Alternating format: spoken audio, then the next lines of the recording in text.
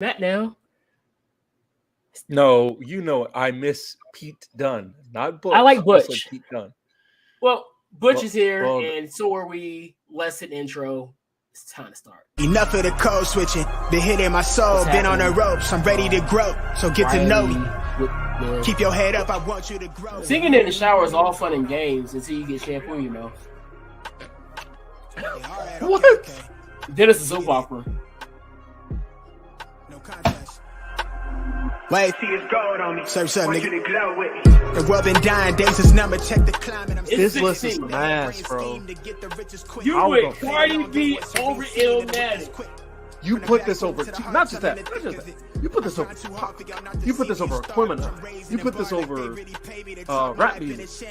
You put this over All Eyes on Me. Time and again that I'm really him. Oh, you ain't know. This not just for the show, but that you entertain anybody. It kind of goes into my whole spiel about music and everything like that. The game related stuff. Why'd you elongate music? Shit, this man said music. Look, music is powerful. Music. Why are you elongating? You don't. Because it's music. What are you, a cow? Wait.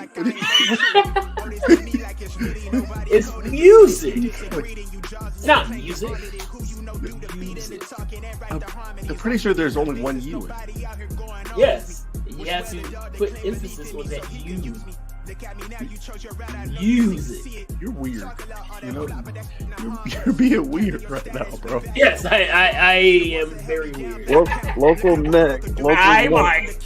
Local neck destroys Waterside District with a Hellcat. Local Negro.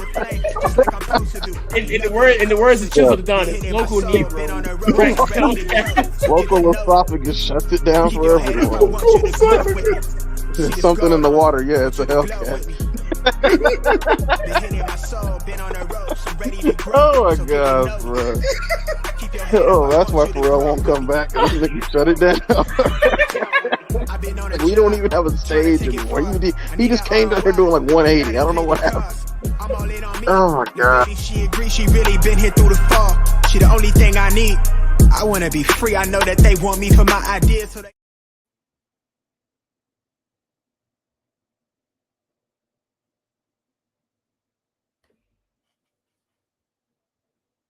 Yo, I was so confused for a second. Was I looking confused while we came back up here? You were for a little bit. You were. Welcome to the pod once again. This is Unbounded. I'm yours as always. The truth.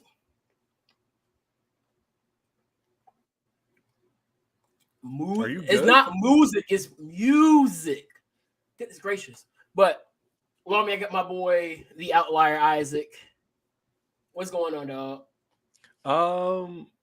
I don't think people realize that how close we are to football. No, I was You at didn't work. realize I was it.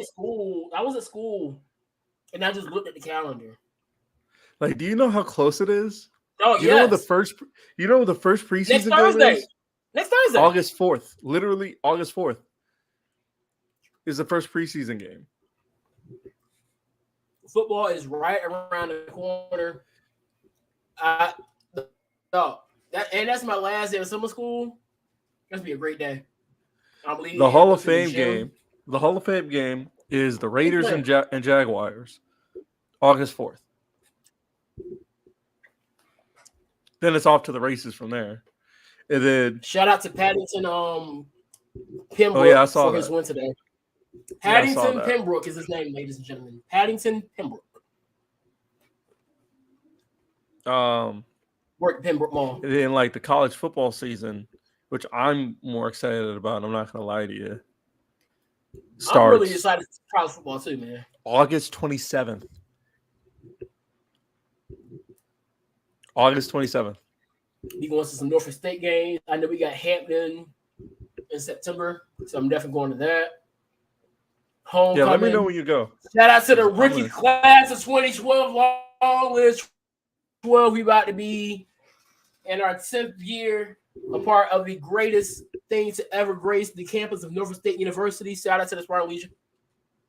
Oh, I thought you were talking. Oh, yeah. Well, not me, but him.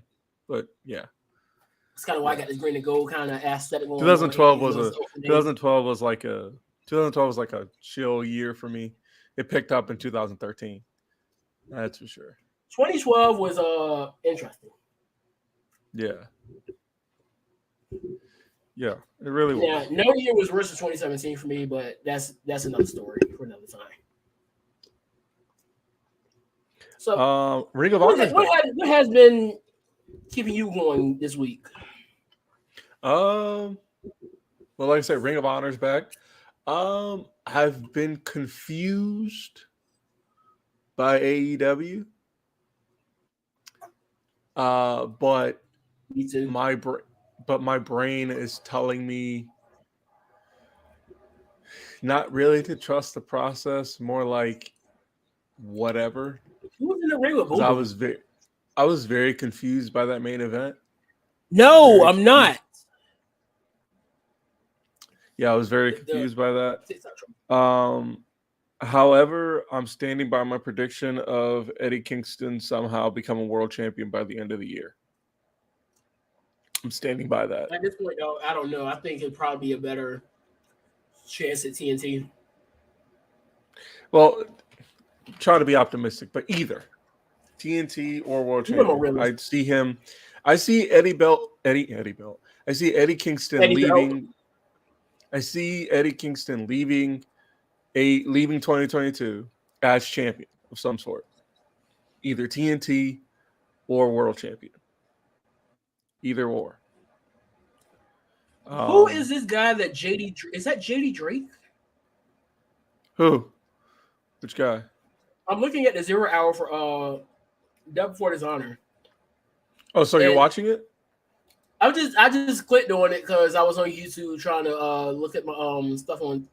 Look at it, make sure everything was right with the video, and it just showed up. And I'm looking at it now. I'm like, who the heck is this guy in the ring? Colt Cabana.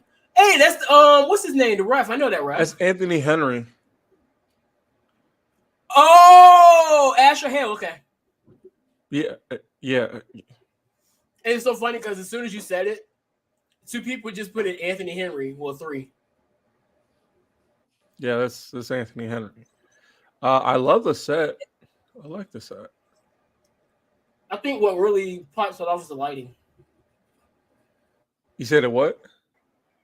The lighting on it. Like, this is not your typical Ring of Honor lighting. Does that make it? You think that makes it better or worse? I think it makes it better. I like it. Plus, I like the fact that I like the fact that it's shot from it looks weird that it's shot from the side versus from the like you can see the ramp on the hard cam. You know how sometimes they do that, you know? Yeah. But this is fine. It's good to see Colt though. But I figured Colt was going to have some part in Ring of Honor.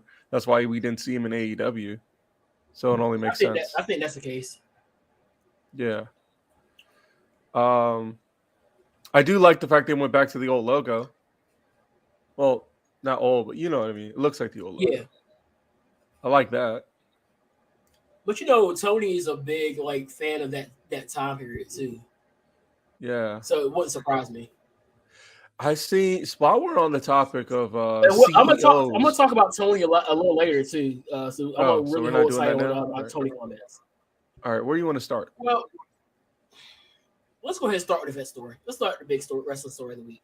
All right, so I'm gonna continue with what I was saying. While we're talking about CEOs, I'm gonna say 2 things. One, I didn't think Tony posting what he posted was cringe. I don't think that's a good thing to post. Second, TNA lasted longer than huh? He was wrong. Yeah. Tony was absolutely wrong. But I will say this: Impact Wrestling lasted longer than it's gonna go on longer than Vince and WWE.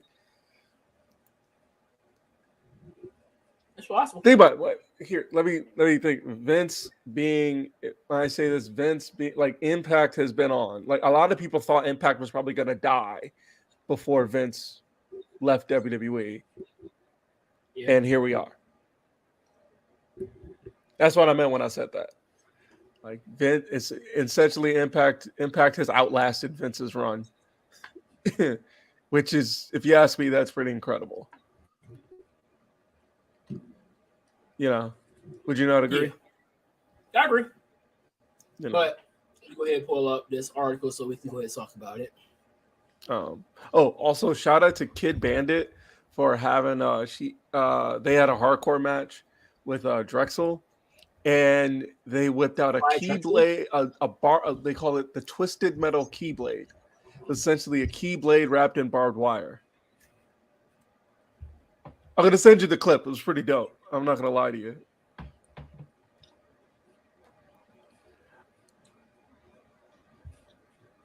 Or are you watching the match? Oh, you're watching the match.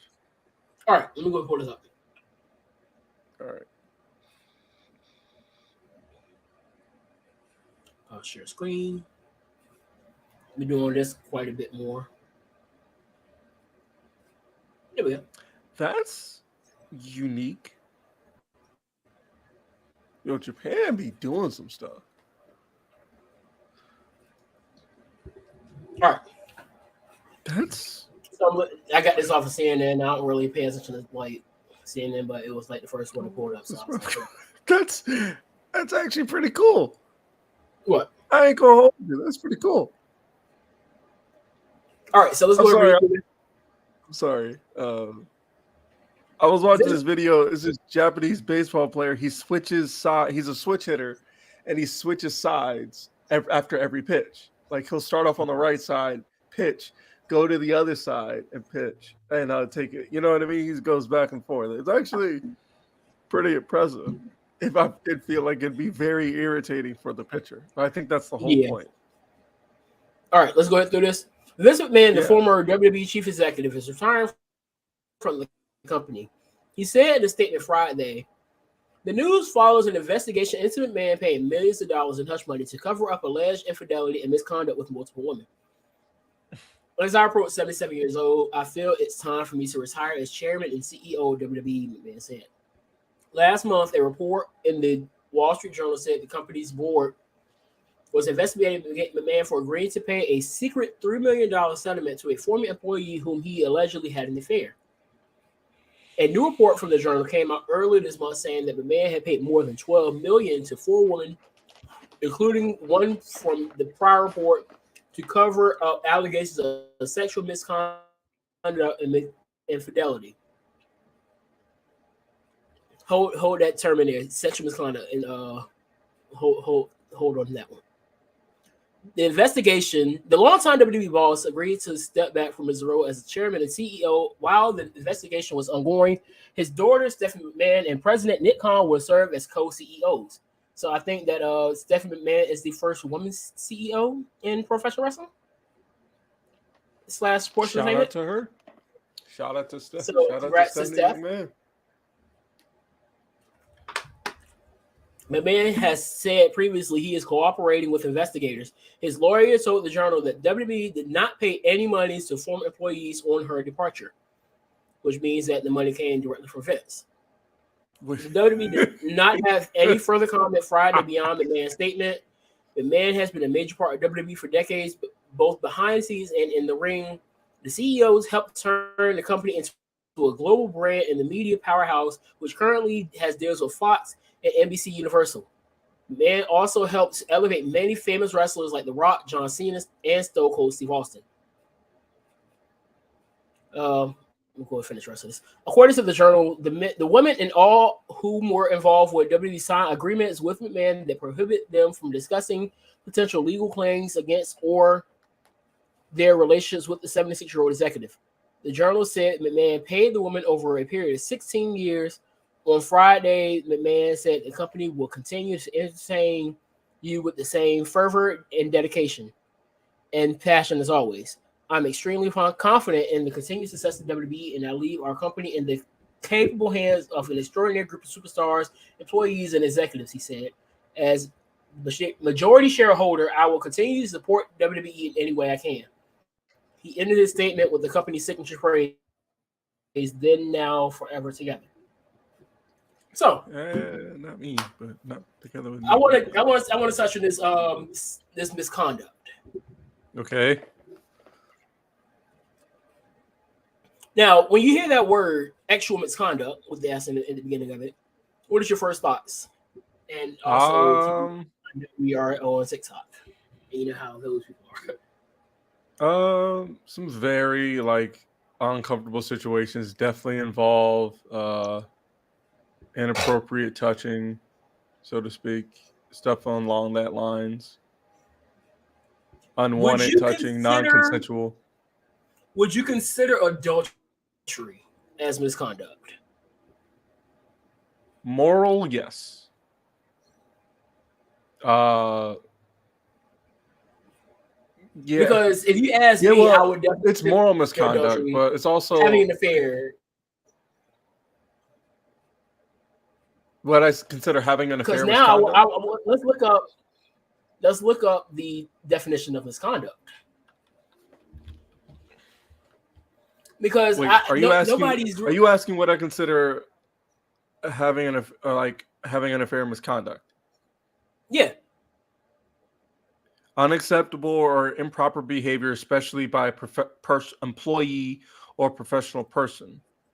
Behave in improper or unprofessional manner, mismanagement, especially culpable and neglect of duties. So look at this first one. Unacceptable or improper behavior, especially by an employee or professional person. So you know what that also brings up that possibility of?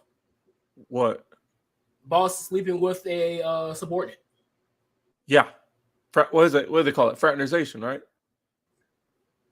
Fraternizer? Yeah. Hi, I'm the voice in your head. Can you hear me? No, I can't. My voice. I hear other voices though. My name is not Randy Orton. But yeah, that is a good point. Now I bring all this up because you can not agree to the hush money, right?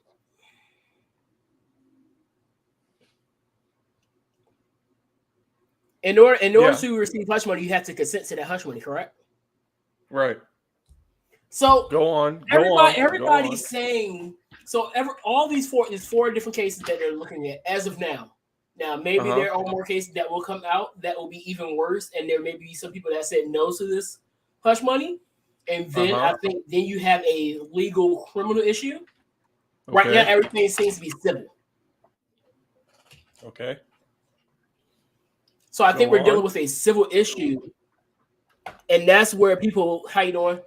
And I think that's where people are getting this whole thing misconstrued at, because now that how are they getting it misconstrued? Because people are saying that he's going to jail. Oh no! Wait. I can't. No. Tell you how many times I was Here's the thing. That Vince is going to jail. No, he's not going to jail. Trust me. Believe me. This man is not going to jail.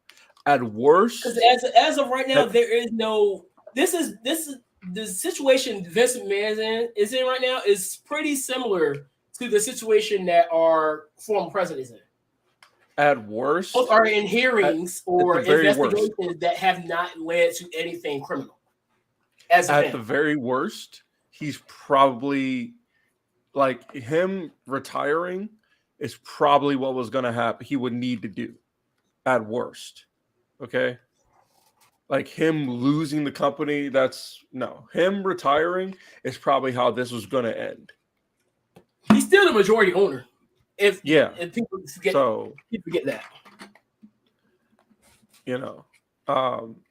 However, I want to bring all that up because I've seen so many people say, "Oh, he's going to jail. He's not going to jail." All these things on him, but none of those words that they're using have even come out in the situation yet. And I'm like, "Oh my gosh, can y'all relax a little bit and let things build and let everything play out, and then we can go ahead and assess the judgment properly?"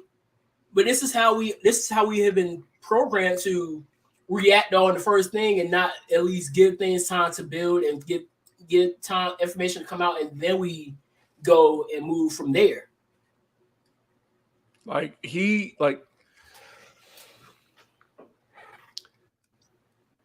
This is probably, like I said, this is probably it was going to go anyway. He's not going to jail. That's not happening. What may happen is actually I don't know what's going to happen. I just know this is honestly I think this was going to be the end game anyway. when this came out, I knew one thing. And it was probably going to end up like this. Either like he was going to have to retire, or he was going to have to like sell the company, which was probably going to be impossible.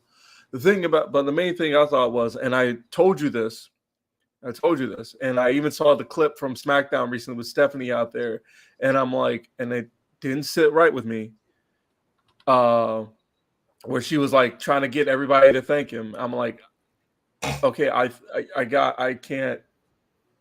That didn't, and you have all these people chanting, thank you, Vince, while he's in the middle of this. I told you, what did I say? I said that him coming out there right after the accusations came out and giving that big speech, like basically saying, "Oh, I'm gonna beat this" kind of thing.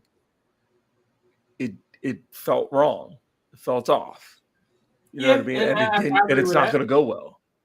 You know what I mean? And this, like, because of that, I think I said in the same token that I felt like this was his farewell mini tour. Well, I think he shouldn't have shown up in front of the camera anyway. As soon as that came out, it shouldn't. Because to me, like I said, him coming out there was like a big, like, saying like, "Oh, I'm gonna beat this. This is whatever. It doesn't matter." I'm like, dude, you're not just you. You're not just a CEO. You're CEO in a community. You're the CEO of a company in a community that is gonna, if they hate you enough, they're gonna see you buried. You know what I mean? They're gonna see to it that you're buried. But either way, you were gonna have those people. And let's be real. If you didn't want to say thank you, Vince, you didn't have to. I didn't. They could have sat there quietly and made Stephen look stupid. But they did. But people did. Honestly, I didn't. I've liked and retweeted different posts saying thank you, and I put the hashtag in, which I'm going to get to that tweet in a second. But for the most part, I didn't really say much about the situation. I understand that, and this is why I waited until the podcast to really say what I wanted to say, because people are so angry and just like the reactions to people. Like, did you see Titus's post? I didn't see Titus made a tweet saying thank you, Vince, for everything, and then everybody just attacks him. Bailey posted a picture of her and Sasha hugging Vince. Right. And they attacked her too. And how funny it is that the black man gets the worst heat out of everybody that says something about it. Like I said, Bailey got heat too. Just saying. When I tell you, I saw a bunch of COONs, Uncle Toms, even though I can't stress enough that people don't know what an Uncle Tom is. Look, my thing. Here's this. Here's where I think. Here's what I think should have happened. The story comes out. Vince doesn't show up. Doesn't come on Raw and cut that promo. Whatever he did, he doesn't come on SmackDown and do what he did there. He also doesn't send anybody as like some sort of ambassador to try and put over the unity of the company. I still don't think the Titus thing was really related to Vince's.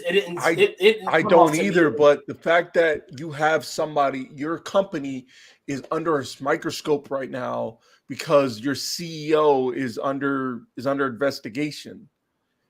No, actually, now you bring that up, it makes sense that they did that. Because they're under a microscope, then you. But I'm saying that's not. But I'm saying there are times when you're under investigation, and your one thing is to just not say anything, not just handle it backstage. Handle it not in front of the camera.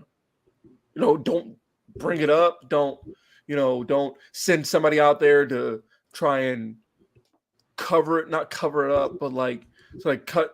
Like I said, do what Titus did.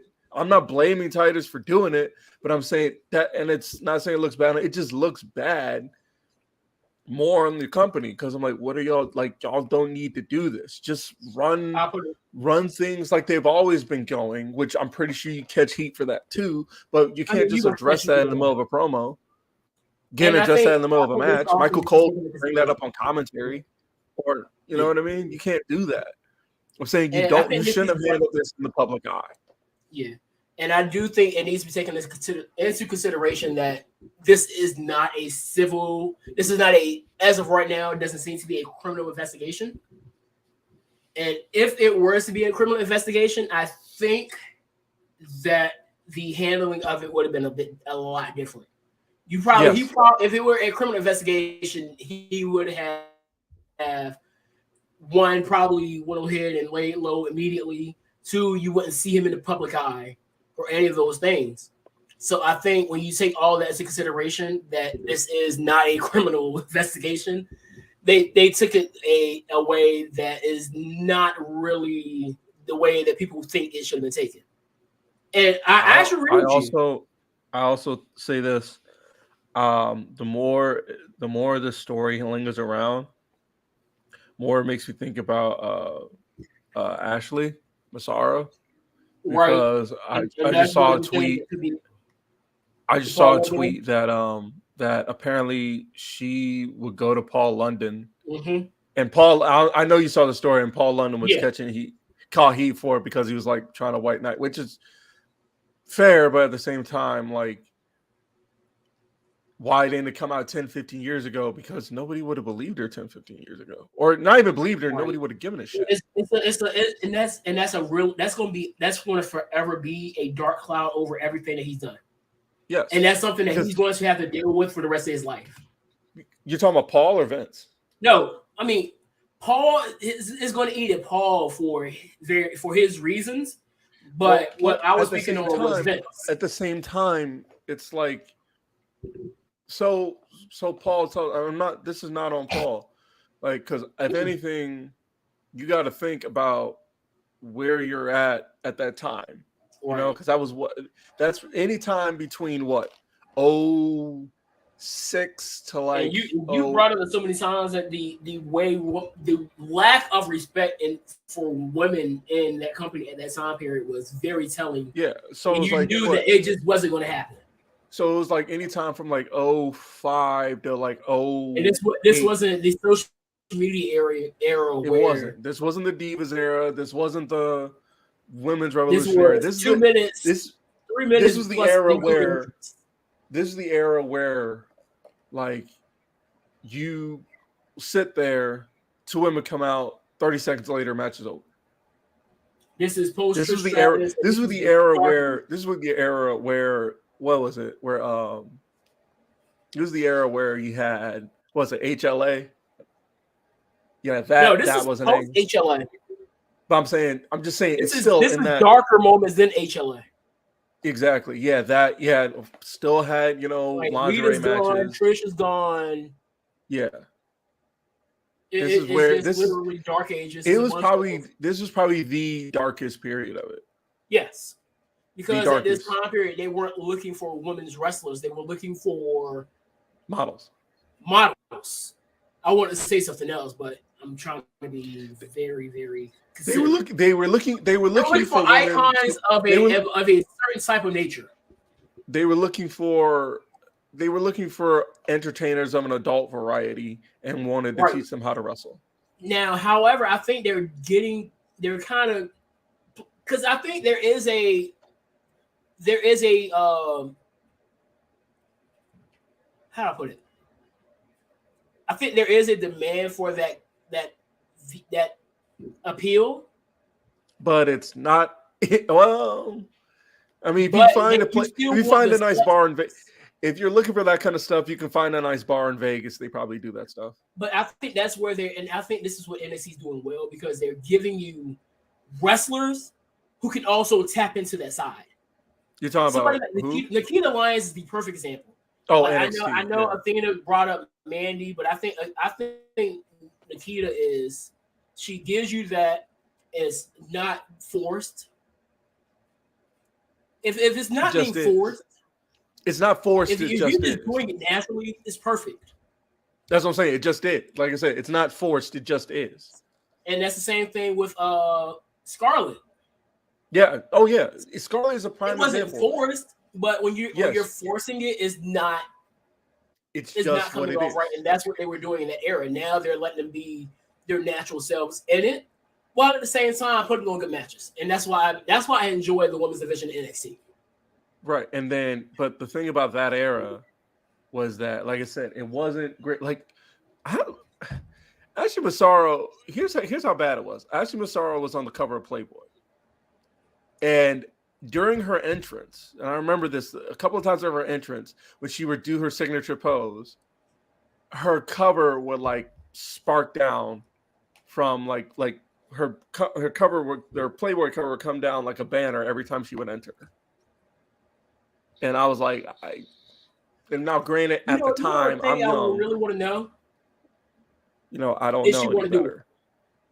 Did she want to do it? That's what I really want to know. I don't know. One thing for sure, according to Paul London's that article from Paul London, it said that Vince, like she would go to him and ask and tell him like, "Hey, Vince wants me to fly in his jet with all the other older weirdos." Yeah, and Bucky. Yeah. So I don't know. So honestly, to answer your question, that I bring that up to answer your question. Did she want to do it? Probably not, but I wouldn't be surprised if she didn't want to. But I bring this up here.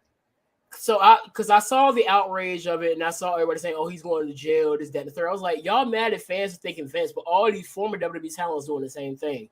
Y'all acting like they're saying he's a god or something. All right. Well, to be fair, I did see some signs back in the past that say Vince is God. So, but did you see it in this? And I don't really want to look back at what they were doing then, because a lot of people did a lot of stupid things. If this is the era I'm thinking of, I seen some very offensive signs in that time period too. Signs that you would probably get like kicked out of the arena for today. So I see like, look, and the thing is, and even Raj made a point about it. I don't think they're saying he's. I think honestly, I don't understand it either. I don't understand why they're why fans are hating on the former WWE talent for that. What I do understand, and I do. When I say understand, I get the fact that people are not fans of it, obviously, but it's also. I just think it looked the aesthetic of. And I can separate this, but the fact that I can't thank somebody, like for example, this is probably an extreme example, but still, I'm not going to thank R. Kelly for making his music while he's hold that thought of R. Kelly, because I'm gonna bring him up in a second. I already told you how I feel about this situation, but I'm gonna bring it up here too. About which situation? About R. Kelly. No, but I'm talking about me personally. No, I understand what you're saying. Me personally, I'm not thinking. Like I said, I used to listen to his music, but then when he did what he did, I cut off immediately. Not even this recent stuff. It was like back when that first story came out about what he did with that 14-year-old girl. I was like, after that, I'm like, all right, we're done. We're done here. Ooh, you bringing up all the good points. Hold on now. And then with this, it's like I can't. I appreciate the fact that you did what you did for the company, for the business that I'm a fan of, but I'm not gonna, it just looks really weird me thanking you for, your contributions I'm definitely not. I'm not de-eating. That's for sure. You're not going out here attacking for saying, "Hey, I understand that," and this is the great point right here. Rod said, "Just a heads up that you can greatly respect what Vince has done for the business, and also find the allegations against him reprehensible and that he should be held responsible. It does not have to be one of the other. Yeah, like me. Why am I the outlier? And for seriously, like why? This is why I'm the outlier. Because you're the outlier. Yes, because I'm the outlier. Because I won't. Because I That's won't the do answer. things like this. Why are you the outlier? Is because you're the outlier. Yes. I'm about as anti-WWE. And that was my whole thing. Like, and you saw, I just read the tweet that I had up here, and I got accused of D-writing. I was like, bro, what? I told you we've had so many conversations about this whole thing, and I said, I feel like if you really break it all the way down, everybody does it to somebody. Because I see it so many times. I'm gonna be real with you. Tony Khan gets D-rated more than Vince. Oh no, absolutely. Are you kidding me? Are you serious? Of course he does. It's weird. It's very weird. I'm dead serious right now.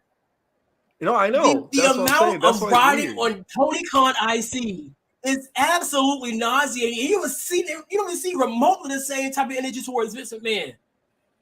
Like, it's the most I've seen about people saying about what Vince McMahon is, he is the reason why the majority of wrestling fans are wrestling fans. Factual information. Most of us came up during the era where, and if it weren't for Vince McMahon, the state of professional wrestling today would not be where it's at today. I will say this: the only exception is if you grew up in the territory days when they had territories, i.e., WCW and NWA. Weren't even as globalized as today. Now, I'm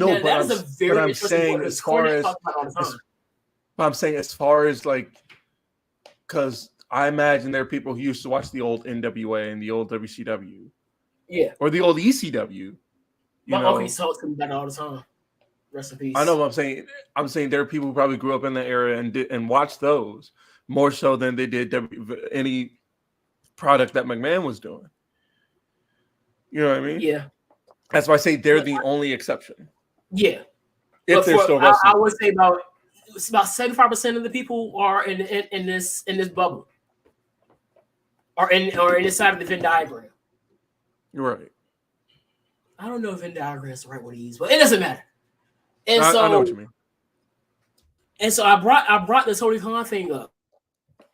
And then I said to you and Breon that the day Robert Sylvester kicks the bucket, do not be surprised, because I had to go back and look at Apple Music to make sure his music was still up there, and every single album is up there. I don't know about Spotify or all the Google Play or what's the one you got, the streaming service you have, but I know it was on Apple.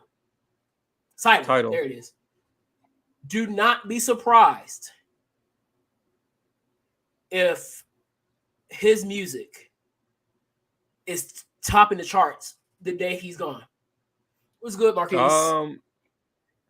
It won't be topping my charts, that's for sure. I'm not talking about you. I'm not talking about me either. I'm talking about just the masses. All right, I'm gonna say this. I cannot tell you how many times I've seen people say that they still listen to his music to this day.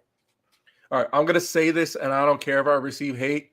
If you are one of those people in the masses and you listen to this product and you listen to us, and you're gonna be one of those people streaming Robert Sylvester after he passes, I just want you to know: A, you're goofy, and B, you should probably unfollow us.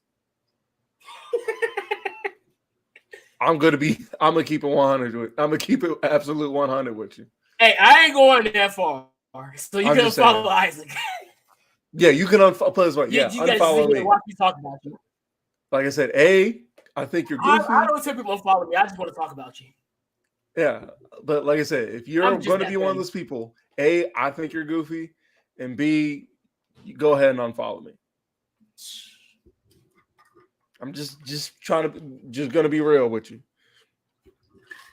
But at the end of the day, everybody has somebody that probably is a bit weird, because some people were like, also hyping and thirsting over Kevin Gates after all the stuff that he's done, all the weird stuff that he said. Did you hear about the dog situation? How you kicked the girl out of the bed because she wouldn't top the dog off?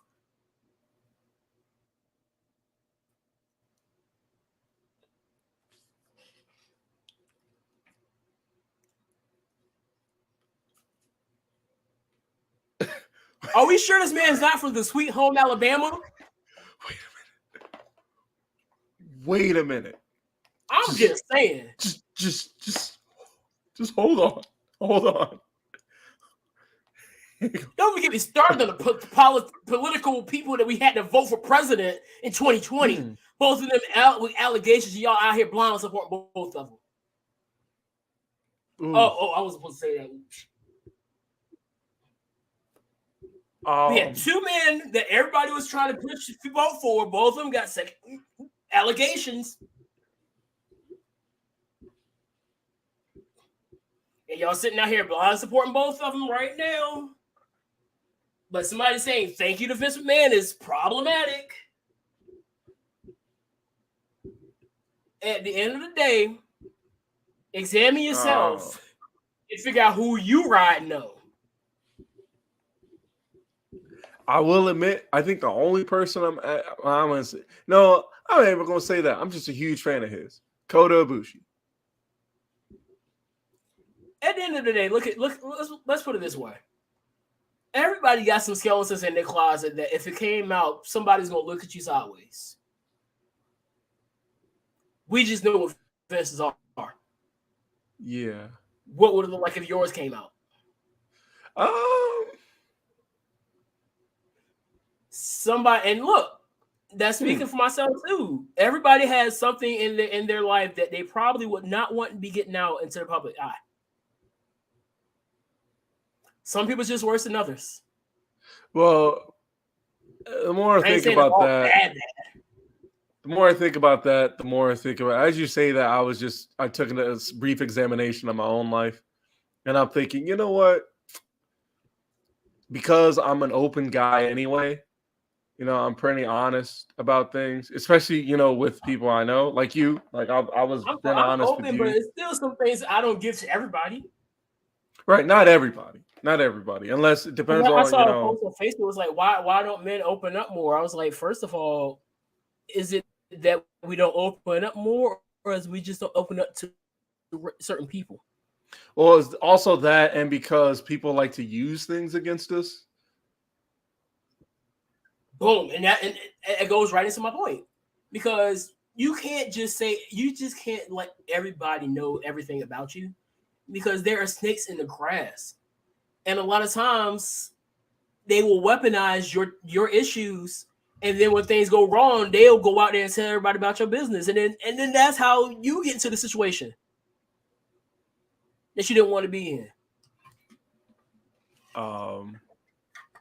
Speaking of people doing weird stuff, whoever threw that bottle at whoever threw whatever they threw at Kid Cudi during his Rolling Loud concert, you're goofy. And that is a man that has been very open about his mental health issues. And this goes right into what you're saying. This man should have never came out to everybody and told him about his mental health issues. Now they're weaponizing it and throwing stuff at him on the stage. This is exactly what I was talking about. Literally. You see how you just transitioned right to what we're talking about. People, it is everybody that knows about Kid Cudi knows he has these issues. Literally. He's made literal music about it. One of his best songs is Pursuit of Happiness. And go to it, pay your hard-earned money to go throw stuff at a man trying to perform and entertain you. Oh, you know why, right? You know why you know what? I'm not even defending it, but you know why, right? Because who he replaced, right? Kanye? He replaced Kanye. And what does Kanye have that is weird, that is very weird, and people need to get over themselves, like everybody else does? What does Kanye have that we talk about a lot on here? A cult. Huh? A cult. Yeah, I was gonna say D-eaters, and stands, but it's all the same thing. Yeah, you just said it a little weird. You just said it a little meaner than me. But yeah, y'all are mad weird. Y'all are mad weird. Whoever that is, this cult mentality whoever that so is, ridiculous. I hate it so whoever much. threw that at Kid Cudi, I hope your doors don't close all the way. I hope. I'm so sick and tired of this cult mentality because you can't say anything about Kanye, you can't say anything about Beyonce, you can't say anything about Nicki Minaj, can't say nothing about Sasha Banks, which brings me back to wrestling because it was announced that Brock Lesnar had reportedly walked out of the building, and everybody was trying to say that, oh, they need to call him unprofessional. One, the guy that pushed that out there is no longer there. And I don't think people really saw that. And then they would say, oh, this is racist because he's not a black woman or a woman of color, so they're not going to do it. As if they didn't do Stone Cold Steve Austin worse. They still dog Stone. The Rock got on national TV. The Rock got on national TV and dogged out Stone Cold. What are you talking about? And I know it's not WWE, but Samoa Joe did Scott Hall worse. Yes. Samoa Joe did a whole shoot promo with Scott Hall. That was an impact. Rest in peace, Scott Hall, but dang. And I'm going to say it. I'm a Sasha Banks and Naomi fan. They were unprofessional. I'm sorry. And I'm gonna say why. If I were to go to work, I have a job to do, right? Things don't go my way. The day has started. I decide to walk to the office, drop my stuff off, and hop in my car and dip. What would I be? Unprofessional. Well, fired, but unprofessional. Oh. So the fact that they didn't get fired that day is already something. Because if we would have done that, yeah, we would have been unprofessional, but we'd also be fired. It took months for them to be reportedly released. It's still not 100% confirmed that they're gone.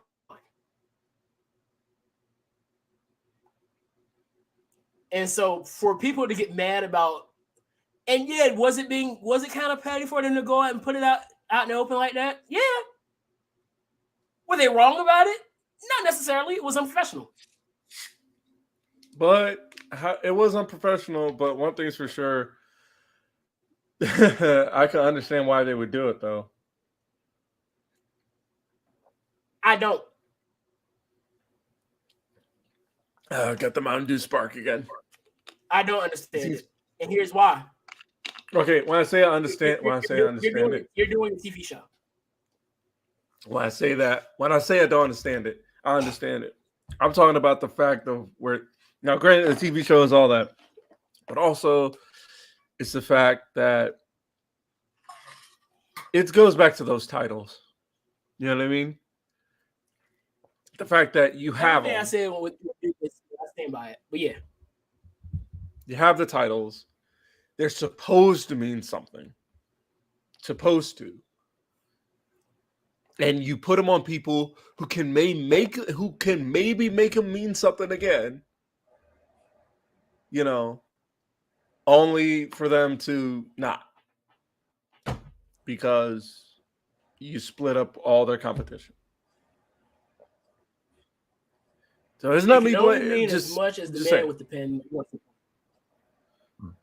Yeah. So I definitely agree that I wish they did mean more, but it can, like I said, it can only mean as much as the man with the pen wants it to. You see a lot of complaints about movies. Does that person that's in that role that feels like that role should be a bigger important piece to the role? Is it okay if they will just walk off the set?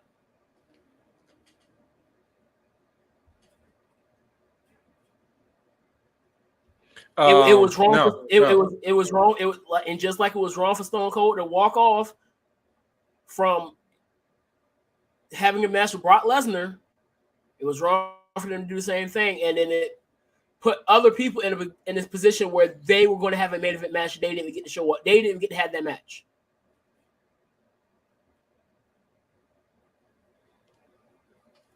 And so, yeah. And then it didn't even matter anyway because Brock Lesnar showed up either way. Didn't he show up? It looked like he showed up at like the very end. Yeah, he showed up at like 9:57. And I imagine he didn't say anything. No, he beat up Theory. Oh, okay. So it came with a massive pop. It was actually pretty. It was a really fun show last night. You could tell there was an extra gear. I was weak because I saw that clip. Remember in Survivor Series when the New Day was leading the charge, and SmackDown was running through all of Raw. Somebody said everybody on Austin Theory getting beat up by everybody now that Vince can protect them, and showed them going in there. I'm just jumping on us. What's the Public Enemies? Yeah. No, that was hilarious. Shout out to Public Enemies podcast. They put up a lot of real good memes. If you're looking for somebody to follow on the Twitter app, follow the Public Enemies podcast. Yeah. Definitely check them out. I think they do shows on Wednesdays following Dynamite. We should get them on the pod for real. We'll try. Yeah. Also, on the same topic, dang, I forgot who I was going to. Public Enemies podcast. And never mind, move on. I can't think of it. All right. I can't think of it. So let's talk while we're still on the whole wrestling tip. Jonathan Gresham? Let's go with this. Yep, I'm about to pull it. I'm actually downloading the quote. Here we go. So I just downloaded it. So this comes from Jonathan Gresham here. Right now, the pure technical classical style wrestler is getting suppressed. There's only a few of us that are getting the time of day of being on television or even just the opportunity to make a living. He's right. Yes. Yes, he is. However. Okay. Is there a comma or is it? There's a comma. Okay.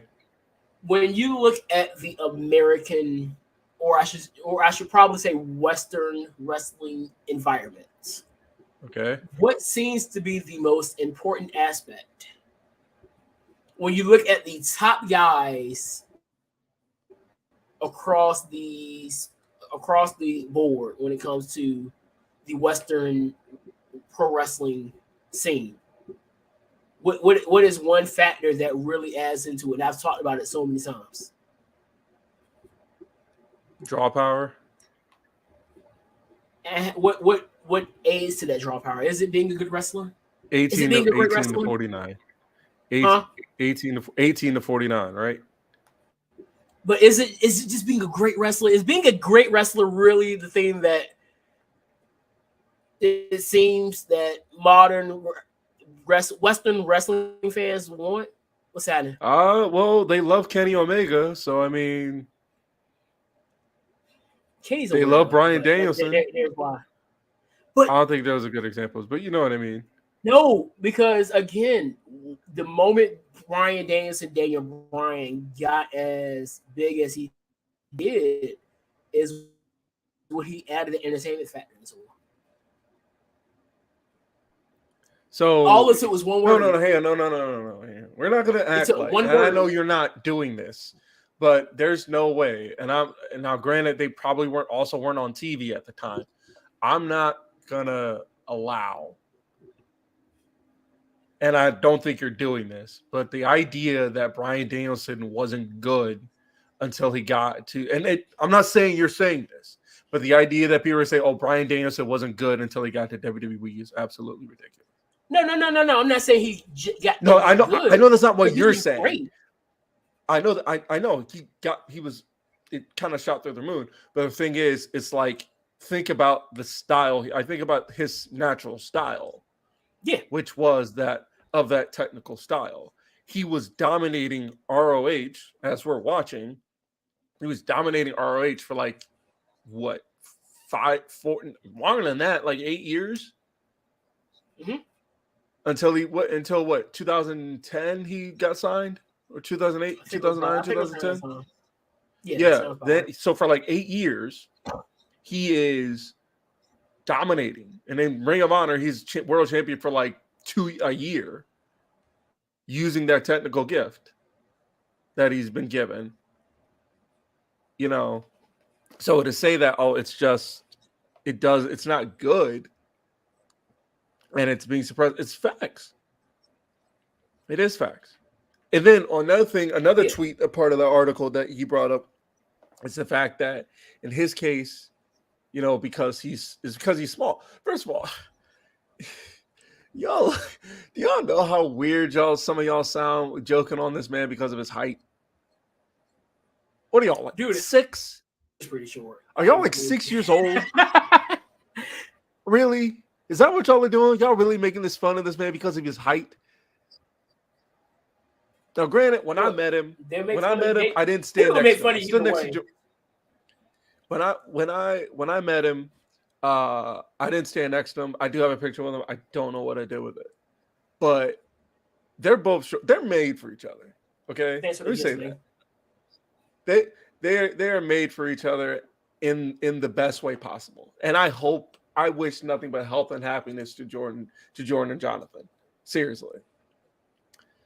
But the fact that for some reason he's not good, either of them are not good. Well, either of them are not good because of their size is so dumb. Oh no, that's not what I was going with that. And it's ridiculous that people will say such a ridiculous thing like he's not good because of his size. He's great, and I think his style works perfectly for his size. I think being that smaller guy, it works to be a technical wrestler. And I think, would you consider Riddle to be kind of in that atmosphere of technical wrestling? Yes. Put it this way. I'll say this. I'm gonna say this. If you've been in Bloodsport like Gresham and Riddle have, because Riddle's was the first one. Yeah, it was. If you wrestle now, granted, everyone that wrestles in Bloodsport doesn't wrestle that style. But there's some who do, i.e., like Gresham, which I don't think is going to happen due to his Or Timothy Thatcher was in there.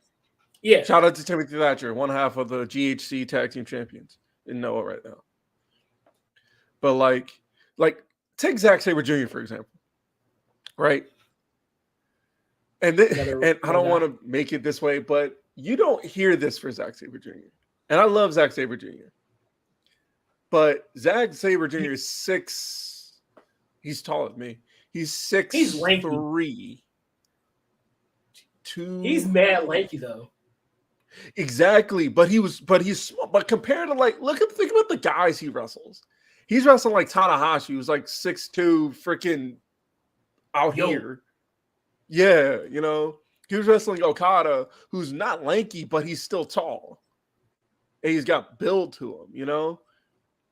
Like I said, that style works because it's meant to break down the body. Right. And so it gives you an advantage where you have that disadvantage. I feel like it's such a important aspect in pro wrestling. But the issue is that a lot of these guys that you look at that embody this style haven't really tapped into the entertainment aspect of it as well. Something that Brian which is so weird, mastered. Which is so bad, which is weird. Which is the other thing, while we're still on the Gresham, this is another thing that gets me. People say that the reason why a lot of people say because of it doesn't work. It doesn't work because he's always wrestling people bigger than him. And it's not believable. I'm like, how is this not believable? It makes sense. For example, I said. You're familiar with Konosuke Takeshita, right? Yeah. Takeshita? Yeah, Takeshita. Yeah. You've seen him. You've seen him, yeah. Right? You haven't watched a lot of his stuff. I know, that's what I'm saying. But you've seen him. You've seen him on like AEW and stuff like that. Yeah. You know, you see how big he is, right? Yeah, He's a big dude. he has a great build. Him and Gresham at Terminus, which is Thursday. Him and Gresham had probably one of my matches of the year. Hang on, Starn.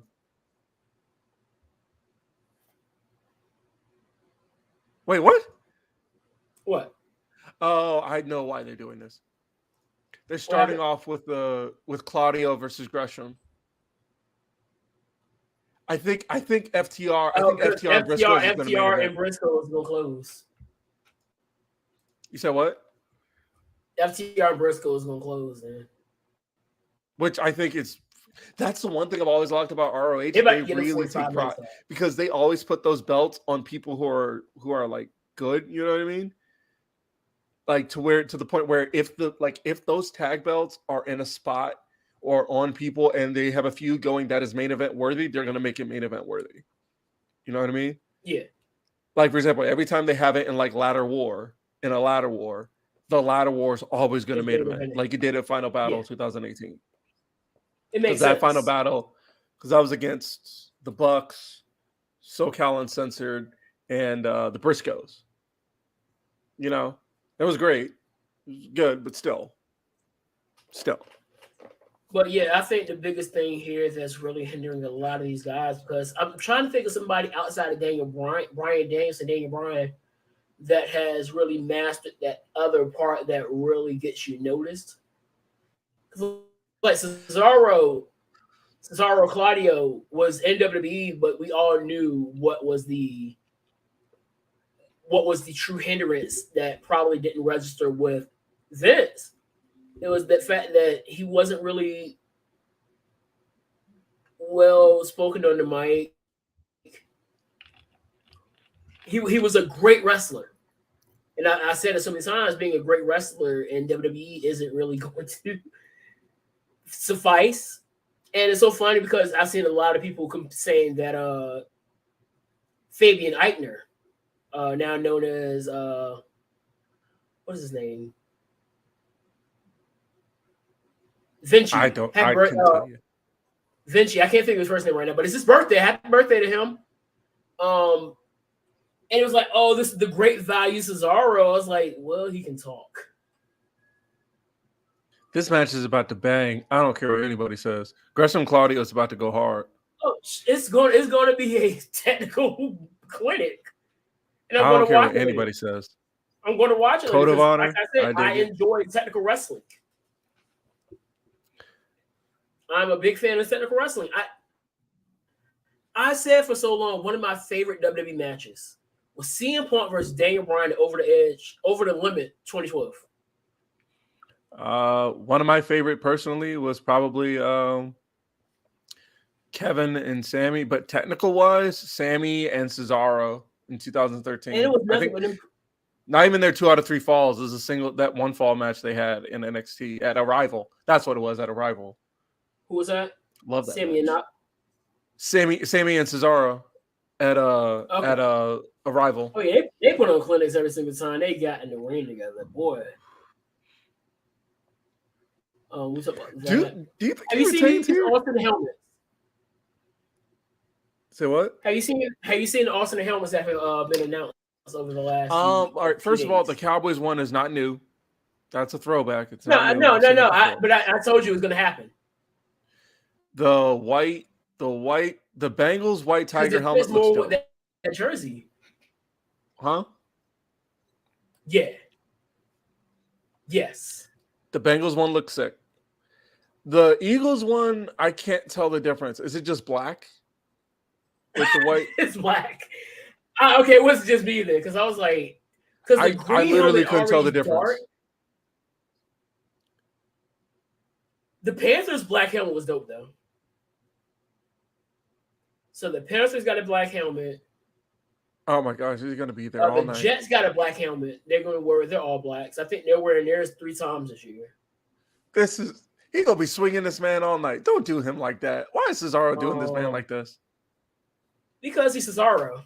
I know. It's just. I'm sorry, Claudio. Why? No, It's gonna be a minute before I get back to calling him Claudio. Don't get mad at me. I'm gonna keep calling him Cesaro. No, I'm not mad. It's just I'm just trying to respect. I went over a decade calling this man Cesaro, or as Sheamus says, Tony. Right. Or as Creed calls him Swiss. Who calls him that? Xavier Woods. He calls him. Okay. Did you hear that Xavier Woods brought up Ring of Honor on SmackDown last night? Like I said, I did not, but I did see him wearing a horse's head. What was that? A horse head? I can't deal with it. Woods is weird. Okay. He's still on my list of people I want to meet. All right, let me pull up these helmets real quick. Let's judge these helmets real quick. Nope, I don't want to get rid of that. We're gonna talk about the next.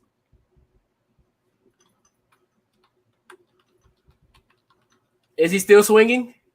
No, he's not still swinging. I'm about to say this man is still swinging. No, but Cesaro is like over 6 feet tall. Here it is. Dog, all right, here we go.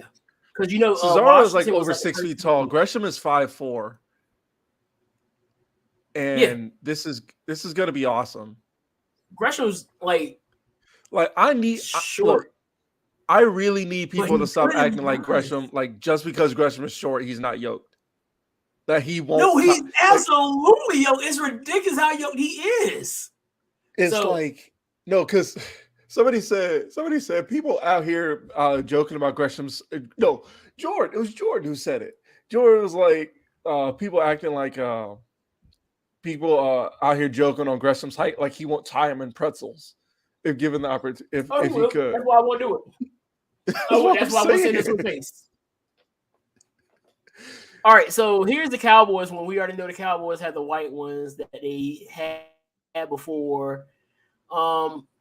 Great to see them brought back. The Giants brought back their old throwbacks too. They've been wearing the white throwbacks with the Giants going down, but now they brought back the home throwbacks, which look absolutely clean. I mean, yeah, somebody said the Giants stole the Bills' blue uniforms, which if you look at it, dog, I'm mad because you can't tell me those don't look like the Bills' blues. No, they do. I've never liked that logo. I've never liked that. I love it. I'm talking about the Patriot logo on the side. Like, just give me the white helmet. Pat. Yeah. I love it. It's so dope. I don't know why, but it's just dope to me. It is just because I just don't like the Patriots. Brought back their old throwbacks too. The Falcons. Yeah, that's cool. Throwbacks. That's sick. That's probably my favorite one. That is amazing, bro. I can't wait to see these in action. They're probably gonna lose, but they're gonna look good losing. They're gonna look good losing with Baker Mayfield. He gonna look good throwing them 5 picks though. He gonna look good throwing those 5 picks. Beautiful.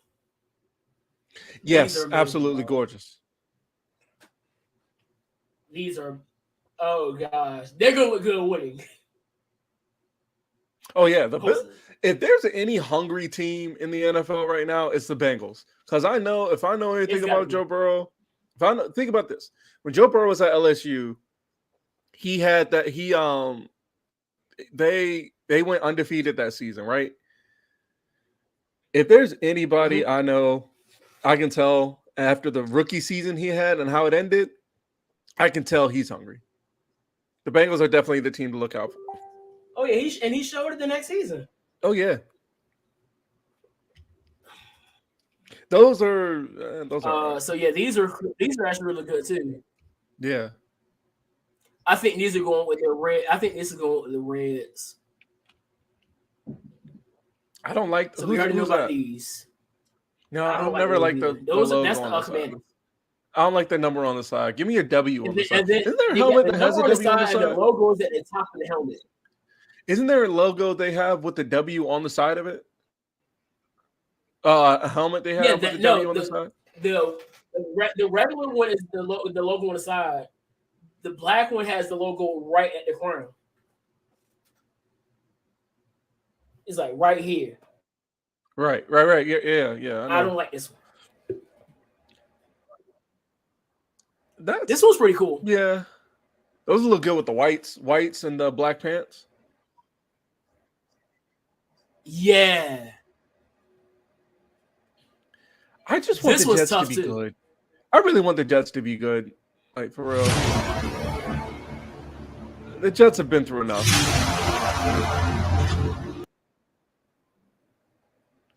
You know what I mean? The Jets, those will look dope with the greens they have, with the regular greens. I think they're doing all blacks with these from what this video showing. I think it would look dope with the green jerseys too, though. It would actually. So when I get like back, it's like black helmet, like that helmet, green jersey, like black helmet, green jerseys, and then the black pants. I literally can't tell the difference between the Eagles logo and then these. It does, not logo, but the helmet. I can't tell. You know, way to have no creativity, Philadelphia Eagles. It doesn't. They would have been better going with the throwbacks. Oh, like the lighter green? Yeah. Why did see this how you know Philly is like is weird. It's weird. Y'all are weird. And it's been bad enough because they changed something with their logo and it looked horrible. The Eagles? The Eagles got better as a team, but everything else just got worse. So weird. Sucks to be Eagles. But yeah, man, that's basically what we have right now. I'm waiting. I need Seattle to stop playing around and give me what I want. I want wolf gray helmets. You want what? I don't need the wolf gray helmets. That's the the old gray ones? No. The gray that we wear is called wolf gray. Wolf gray? Wolf. Woo! No, I know. No, I know what a wolf is. Why is there a gray for that? Understand what I was saying? No, I knew what you're saying, but I'm saying like, why do you? That's just what the name of the colors. I think I can't remember the other colors, but I always remember wolf gray because the wolf gray uniforms, like the all wolf gray, and then the wolf gray helmet. I'm just saying. Oh, Gresham is working this man right now.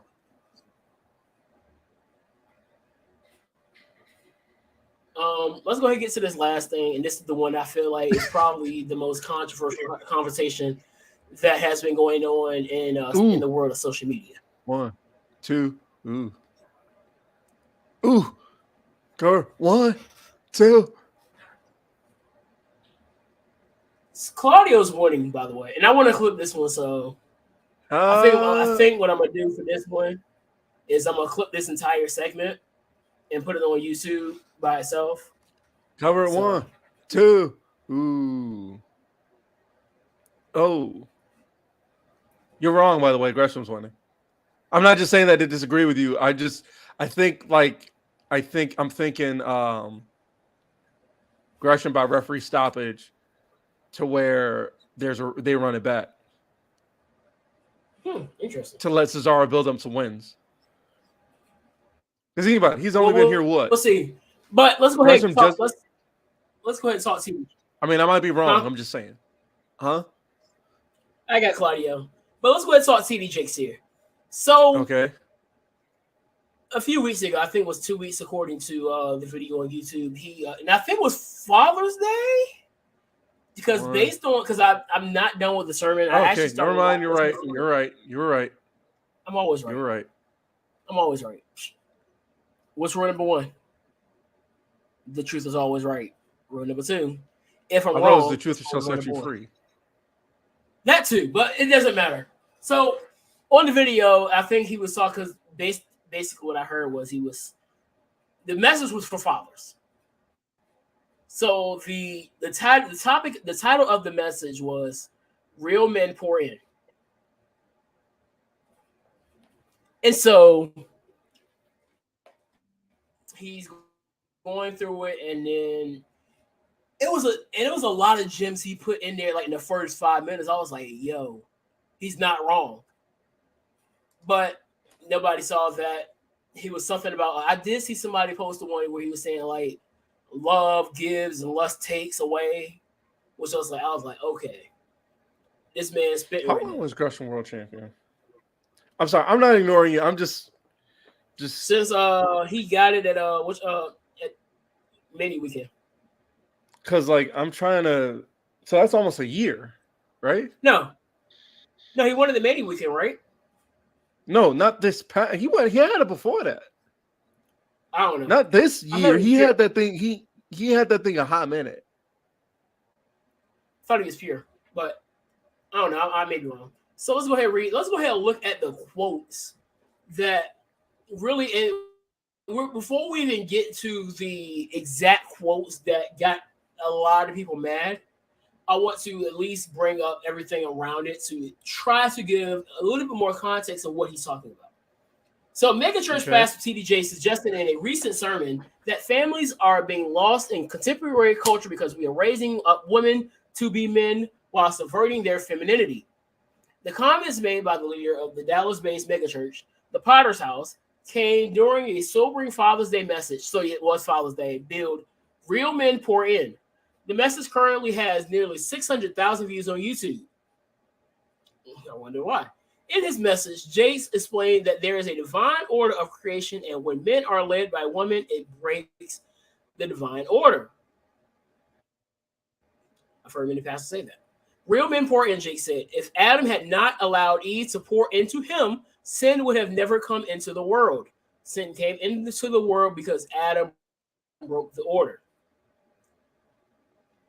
Biblically, nothing happened until Adam ate the fruit, correctly? Yeah, never mind. My bad. Yeah, that's what I thought. He's been world champion for 218 days. Okay. 218 days. Like I said, I'm thinking of the pure championship. That's on me. So great to see. If Adam had not allowed Eve to pour into him, sin would have never come into the world. Sin came into the world because Adam broke the order. Okay? Right. I better see you. No, you're not. We were not designed to receive from women. Your self-esteem is compromised when you have to ask your wife for lunch money. And Adam all of a sudden has allowed the curse to come because he stopped pouring. James explained. In a sense, I kind of see where he's going. I think it becomes I would more so say that it becomes a compromising moment to your self-esteem when you have to constantly ask and it feels like you're basically leeching off of your wife. The Dallas pastor warned women to be careful about pouring too much into us because we are designed to pour into you, and you are designed to take what we pour into you, increase it, and make it better. And when I heard her say that, I was like, oh, okay, now we're back because men are naturally providers by nature. I don't think anybody's willing to disagree with that. Where we at? The Dallas pastor warned that he acknowledged that his message goes against dominant message in today's culture. Still, he stressed that this disruption of God's order destroys families. This breaks all the sociological order of the culture we are living in now because we are raising up women to be men, and you are not applauded for your femininity. You are applauded in the possessive you are. And you're climbing the corporate ladder, but we are losing our families, Jace declared to applause. I know you could buy your own car. I know you could buy your own house, but until you create a need that I can pour into, I have no place in your life. So stop coming home bragging to me about how much you don't need me and wonder why I shy away. He continued. The conversation has become less prove to men how dispensable they are, and it is born out of pain because we hurt you, Isaac Otai. I knew what you were about to say. And betrayed you and lied to you and cheated to you, and you came like you became out of pain. But watch what is born out of pain, Jake warned. The megachurch leader urged women to hold men to a higher standard instead of trying to replace them. Automatically, men pour in. Life begins when men pour in. We were designed to pour in. You were designed to preserve what is poured in, Jakes. So it is female congregants. As it is physical, so it is in the spiritual. We are designed to pour in. Jakes also urged the fathers to see their roles as providing money and being present for their families. Pouring in is not just about money. You are not just a father because you send a check. There is a difference between being a good husband and being a good father. It is possible to be better at one than you are at the other. He explained. The pastor noted that it is possible to be a better mother than you are a wife. I'm sitting here trying to figure out what he's saying wrong. No, that's why mothers easily aligns with the children on their side because... Huh? No, continue. No, I was saying that's why mothers easily aligns with the children on their side because she's better at being a mother than a wife, and the kids become her tribe, her support system. The moment she becomes shaky concerning him, she gathers her troops. He urged mothers not to use their children against fathers to get revenge because it hurts their children. The court can make a man pay child support, but they can't make him give child support because the child support is not a check. It's attention, he said. When you take the father's love from the child, or the father doesn't know how to give love to the child outside of the woman, the child is damaged. Okay. Hold it right there. Hold it right there. I saw nothing he said. Hold it right there. Repeat that last part again. Go ahead. Repeat that last part. The court can make the man pay child support, but they can't make him give child support because the child support is not a check. No. After that. When you take the father's love from the child, or the father doesn't know how to give love to the child outside of the woman, the child is damaged. Say that again. Say that last part again. When you take the father's love from the child, or the father doesn't know how to give love to the child outside of the woman, the child is damaged. Okay, so I'm gonna give you a peek behind the curtain because I had, I'm not gonna do that. Go back to the part. Say that part again about women using your child against the men as revenge. Read that part again. All right.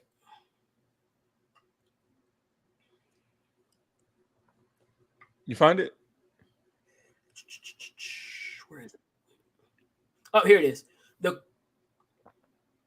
The court that's why mothers easily aligns the children on their side because often she's better at being a mother than a wife, and the kids become her tribe, her support system. The moment she becomes shaky concerning him, she gathers her troops. Is that it, or the one that says the court can make a child? No, the part about I thought there was a part in there about how women shouldn't use the child against the man as a matter of revenge. But that was just the writer saying that he urged mothers not to use their children against fathers to get revenge because it hurts their children. Right. Because you know what that reminds me of? That reminds me of the story that went viral earlier where you had the guy, he had one child with a woman, just one. She had others. So he brought food for the one child. I think that was a pick though. Huh? You think what? Yeah, he brought the child I think that came out that it was fake. Yes.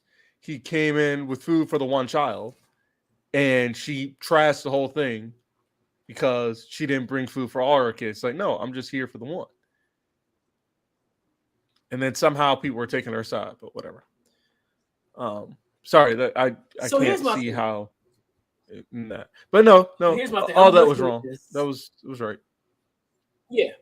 And I'm just sitting here looking at everything he's saying. And first of all, the beginning of this, where everybody's so mad about, is from a perspective of a Christian family. If you're not a Christian, this does not apply to you.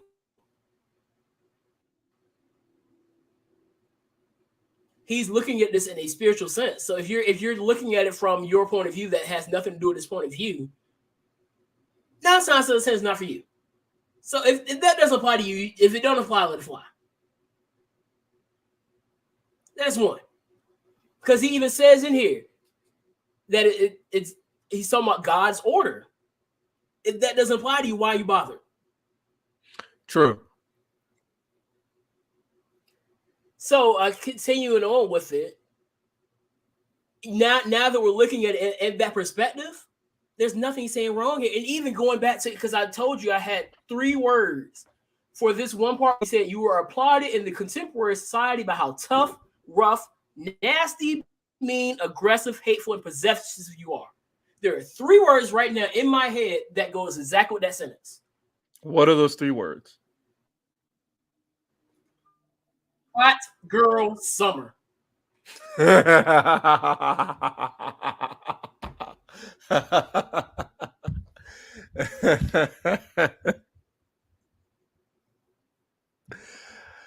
I'm wrong. No, that's why I'm laughing, because I know you're right. Yeah. And we see it so many times. This culture has shifted to this is the real woman empowerment. This is what a real woman is. And everybody's complaining that he's coming after independent women. Never once in this sermon did he come out and say independent woman. They did the same thing. They're doing the same thing to him that they did to Cam. If anything, he said he doesn't, not that he doesn't like it, but he's saying if you don't have anything, go back to the part about he said pouring into, you know what I mean? That go back to part, that. Okay, so he says, I know you can buy your own car, I know you can buy your own house, but until you create a need that I can pour into, I have no place in your life. So stop coming home bragging to me about how much you don't need me and wonder why I shy away. If you tell me you don't need me, I'm going to say, all right, cool, I'm going to step back. Exactly. And then you're going to then wonder why I step back. You don't need me. You don't need me. Here's the fun part about that you don't need me for. It's that, and then when we shy away, when you do shy away, that's when the whole thing of the narrative of away, oh man, ain't we're the problem. Yes, we're the issue because we shy away. But you say you didn't need it because even before I started the sermon, I was listening to another. I think he's a pastor, and he said that this is basically has been the plan from jump. And you start seeing how I've always said they push things through media, especially music. Where is the majority of the stuff being pushed at? Music. The three words I just said, where did you hear those from? Music. Well, there was a whole song about what have I said about music on a regular basis up here? It's a buffet. No, that's what you said about wrestling. Music is powerful. 9 times out of 10, the best commercials come with music. Yes. Have you ever been shopping in a place with no music?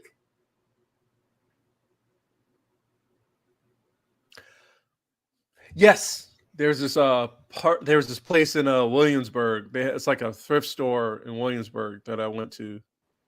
It was pretty blank. It was like a. How do you feel compared to your shopping in other places? Well, I was younger, so it was pretty boring, and I didn't know why we were there. But as you can see now, I myself can't think of a single place where I go. There's no music being played. Even when I'm by myself and I'm doing something's being played. Music controls a mood. I know this. I'm a musician. I can speak on this stuff because I see it. I said it so many times. I got a whole clip on all my social media accounts where I'm over here playing and singing I have superpowers for no reason. But you can influence people a lot easier through music than you can do with anything else. So is it far-fetched to believe that music is the number one pusher of this new agenda? Of Hot Girl Summer? Yeah. No, because matter of fact, here, I'm gonna do everyone a solid to show that we're not making this up and we're not, weirdos. Give me a second.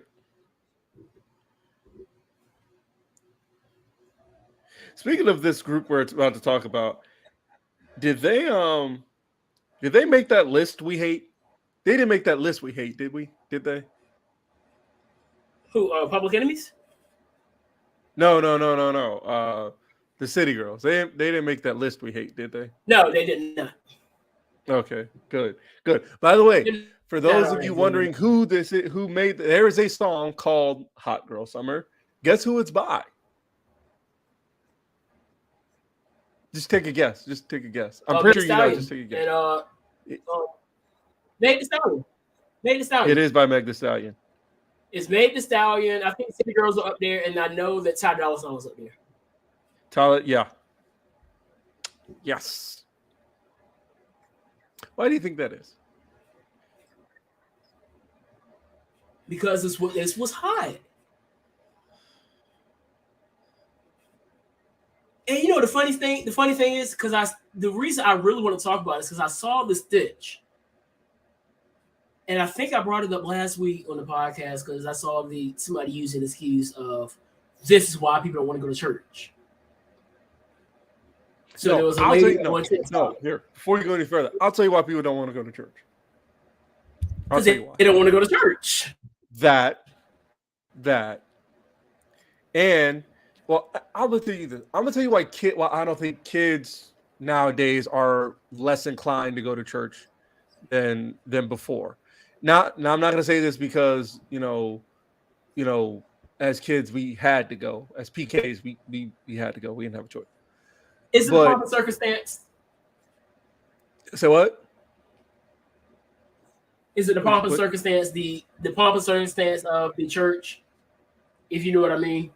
No, that's not what I was gonna say, because now we have a generation of kids who are now finding themselves or figuring things out about themselves that I want to say they didn't know. Not that they didn't know, but kids are finding more things out about themselves. You know what I mean?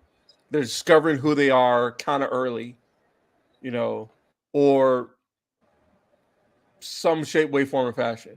And the problem is, the thing with that is that now these kids are trying to take who they are into a new place, like the church, and they can't be who they are. You know what I mean? And most of the reason they can't be who they are is because the people there don't want them to conform to who they're not. You see what I'm saying, right? Yeah. That's just me. That's just what I think. I don't think that should be the case. I think that I've always been a believer in come as you are. Right? Hang on. Let me read it. And then something. I think that the thing is, you come in, and then once you stay around, and then things will change to the way that you're supposed to be. Because it says, hang on. Understand that perfection is not something that you find inside the church because you're dealing with human beings. Matthew, all right. Therefore, he said, no matter how grief. Oh, well, yeah. How does this end?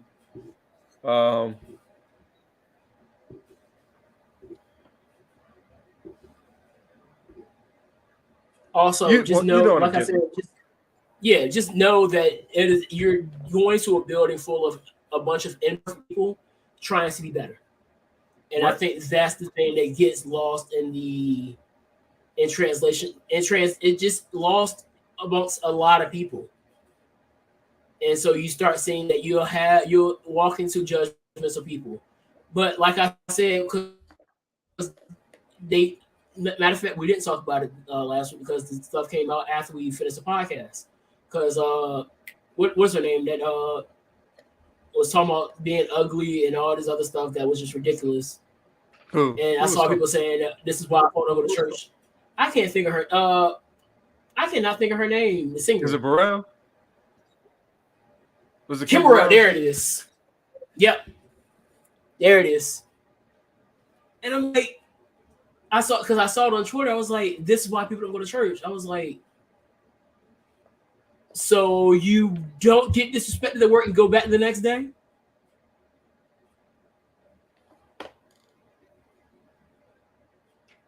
When you break it all the way down, I said it week after week, and I'm probably going to say it weeks following.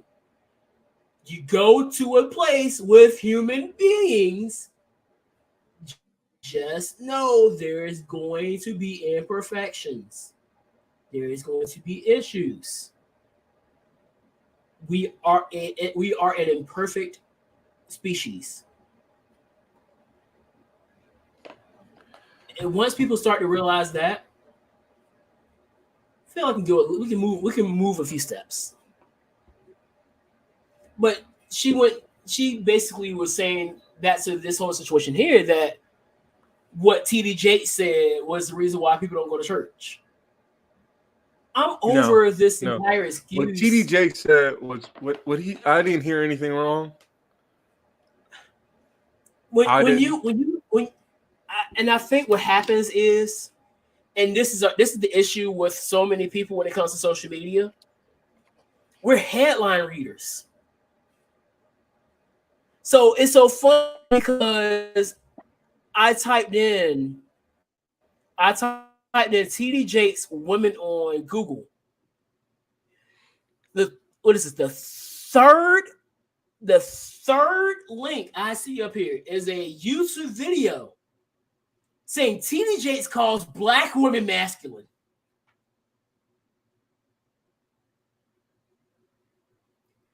One, where in anything that we read did he say anything about black women?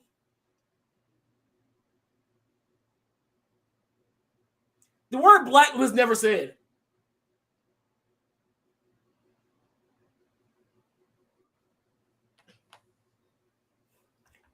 And before you ask, yes, she is. Since I'm on the link, let me go ahead and read. Was it? Hang on. Let me go ahead and read her I'm not description. Hang on. What did you before I asked? What did you think I was going to say? What did you think I was going to ask? Is she a woman? Well, I just want to let it be known that this is from a woman. I guess she's a woman, but yeah, this is Kendra Davis, femininity coach. So let me read the description. Everything wrong with the black community is getting blamed on the black woman. It's unfair and ridiculous. It's appalling, but is it true? Like him or not, it seems Bishop TD Jakes has a critique for black women, and they weren't feeling it at all. So hang on. So sorry. All right. So stop. So does this mean? So apparently, by this logic, hold on now. By this logic, maybe she did this on purpose because now. Because what?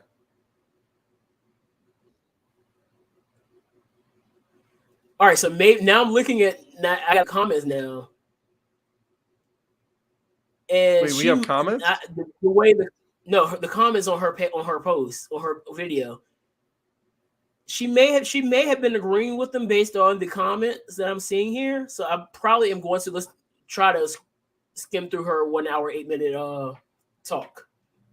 Yo, Yuta and Garcia are up now, and this is probably gonna bang. This is definitely gonna bang. This is one of the match of the night until the main event. I'm not a Yuta fan. I'm sorry. What? I'm not a Yuta fan. No, so you don't think this match is gonna bang? That's basically what you're saying. No. He's a great wrestler. I just not a fan. Why are you not a fan of Wheeler Yuta? I just don't see. I don't see anything from him. Hold on, let me see. You know that's how I feel about Baron Corbin, though, right? Yeah, and I can understand that. Like the only thing Baron has were his dope themes he doesn't have anymore. Okay, now I'm looking at her. She probably now looking at more of her stuff. I think she's probably agreeing with TD Jakes.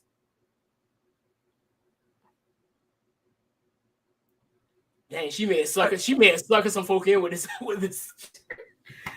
link with this headline. That's actually interesting. So it was basically clickbait.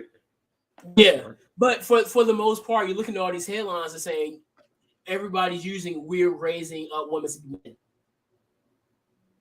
and so they see that and they already assume it's an attack on independent women. When he never attacked independent women, he even said, "I understand that you're doing all these things. How come? Don't use that to weaponize against me and say you don't need me, and then wonder why I step back and say okay." And that's the thing. And that's the thing that people are ignoring when it comes to this whole thing. This is why I always say, when it comes to things like this, I will see what the clip is, but I want to see what's said before and after. Because one thing I've noticed about media is they can easily manipulate or take away the context of what you're saying by just adding this one little clip there. What's that from?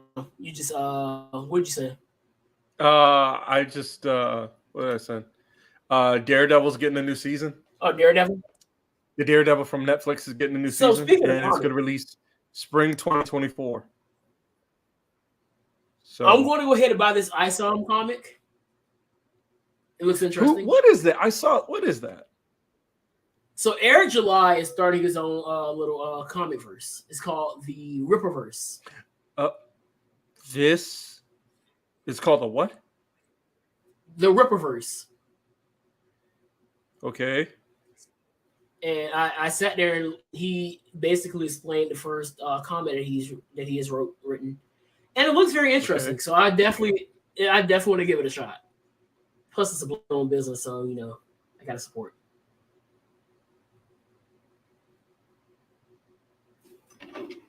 But I see he's been taking a lot of heat for it because he's not really the black person that the mainstream wants people to be paying attention to. He's conservative. I wouldn't say. Okay. I don't know why I went straight to conservative. Is he? What is? He's not far left. I'll say that much. No, I wasn't worried about that. I don't know if he has a political alignment. That's he could be more like me. That's what I'm saying. As long as, I'm just saying, I don't. Yeah. Like I said, I'm not gonna lie. Look, I'm not gonna lie. This is gonna sound weird. Look, this is gonna sound weird, and I hope it doesn't come out as off as I think it does. I don't think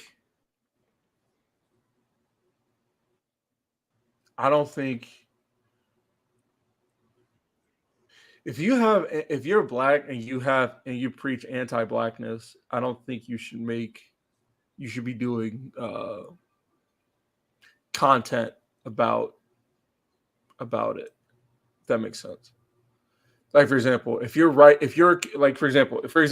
this guy were, I'm not saying he is, but if this guy was making this comic, right, and it's got the characters he has in it are black, but he's anti-black, I don't think that's a good look.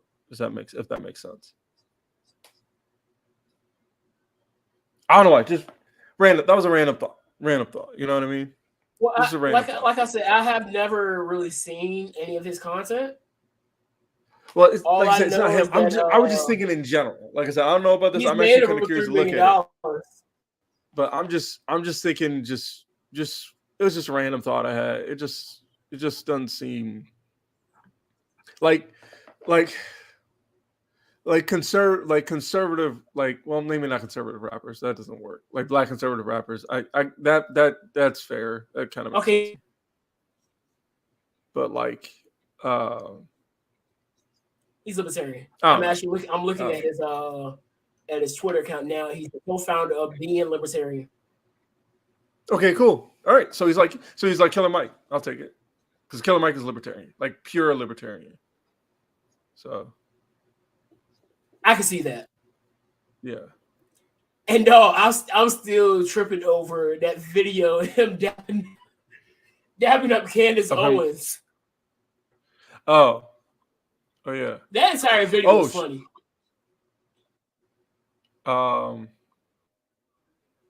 Yeah. It doesn't bother me. I mean, it bothers me, but I understand it. You know? Here's my thing. Like, I understand and this is why I do what I do. I understand you want to protect black art. I do. Lord knows I do.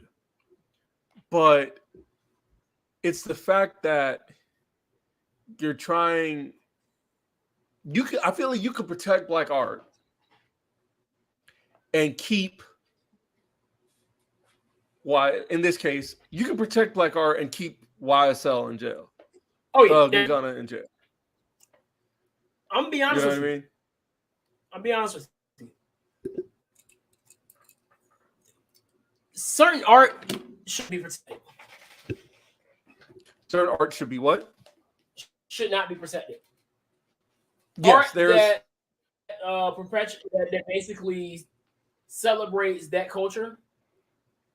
I want no parts of it in black culture. No, I don't. No, that's what I mean. Like, that's what I'm saying. Like, I don't think. That's what I'm saying. You can protect black art, and believe in that, but that's how it should be. You can protect black art, but keep YSL in jail because, like they said, they're literally a gang, and they all got caught up on federal charges. You know. Also, I saw a tweet yesterday that said the baby has been out of trouble for 69 days. I'm like, see, that's how you know it's bad. That's bad. Is that I'm supposed to celebrate that? Yes, what I'm saying. Like somebody tweeted that. What information? Congratulations, baby. You're doing great for yourself. Right, which is good. Yeah, it's a way to stay out of trouble, but we shouldn't be celebrating the fact that you're not in trouble. Like the same thing I thought with the NBA YoungBoy when we talked about that last time. Why are we celebrating the fact that you're not in trouble? Why can't you just not be in trouble? Like, how hard is it? It should be normal that you are not in trouble. Right. Oh shoot! I'm actually watching the match now. Oh, it's the pure match, ain't it? Yeah. It's just how much longer? I don't understand. Is it 7 minutes left? In what? No, that's counting up. It's counting up. I think there's a 20-minute time limit. Okay. Yeah, all the pure rules matches are timed. Ooh. But yeah, I'm not a fan of that culture really being celebrated because it's putting so many of our people in jail, and that is an issue that needs to be addressed, not celebrated. Like everybody's selling free YSL, free who else is in jail that people want free right now? Melly.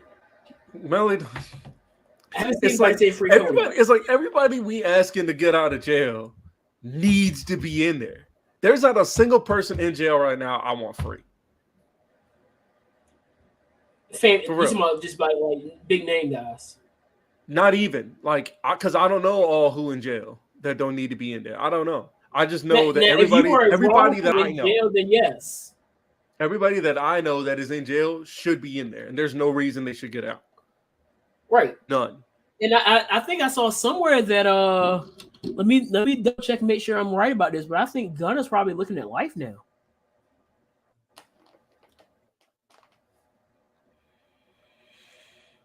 What do I say often? I haven't said it in a while, but I say this off sometimes, especially when I make a lot of decisions I probably shouldn't make. You make your bed, you gotta lie in it. You have to.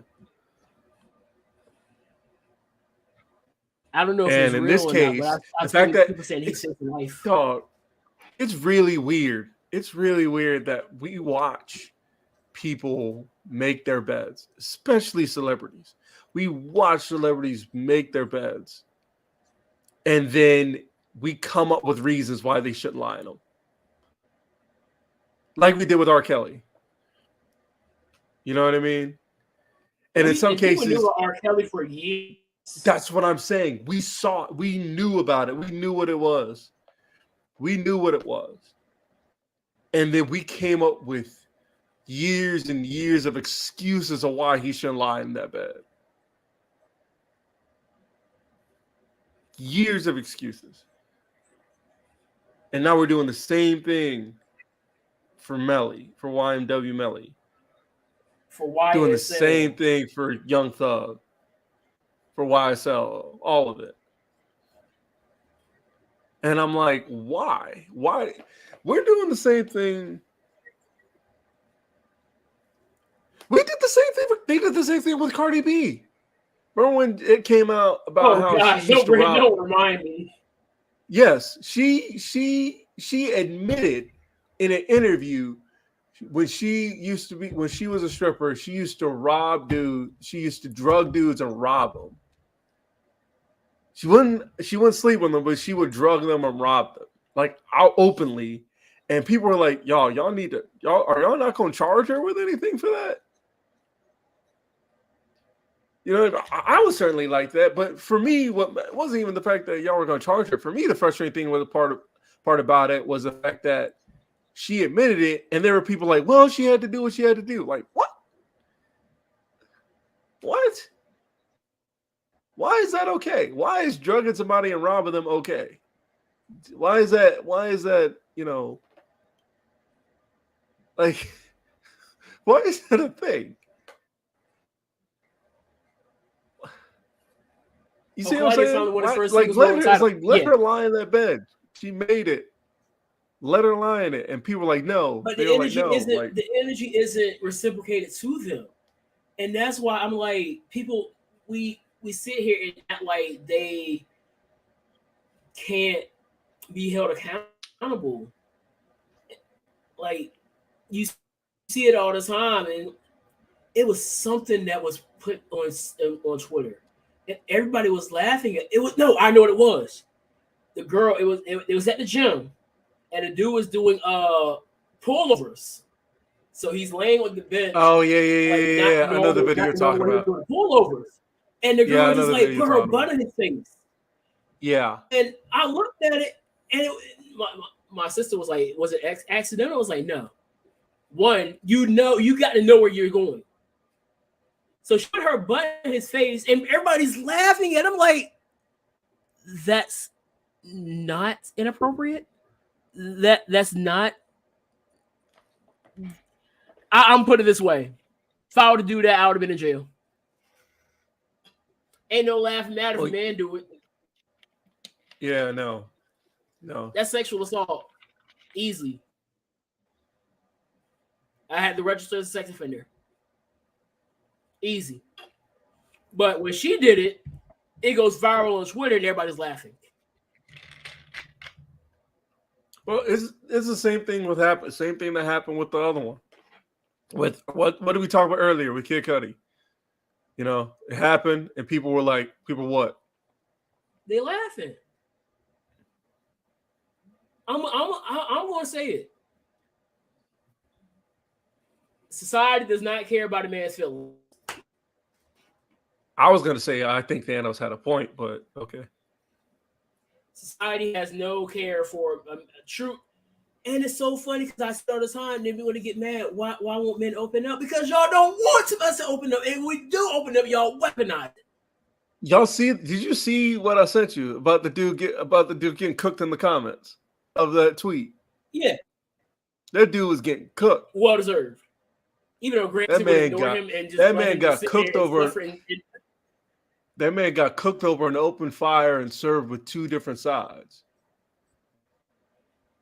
I would let him sit there and suffer loneliness and like have no interaction with his tweet, but no, I didn't have any. One. Wow. I'm gonna have to rewatch this card because I'm watching most of it on mute, but I know it's amazing.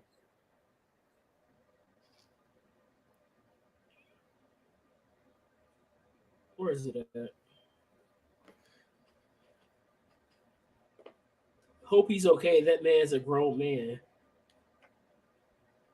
And he then proceeded. My point. It was at this moment he knew he messed up. Because he got buried in the comments. That's a woman. The first one I see is a woman says, y'all will say no one cares about men's mental health and then say things like this.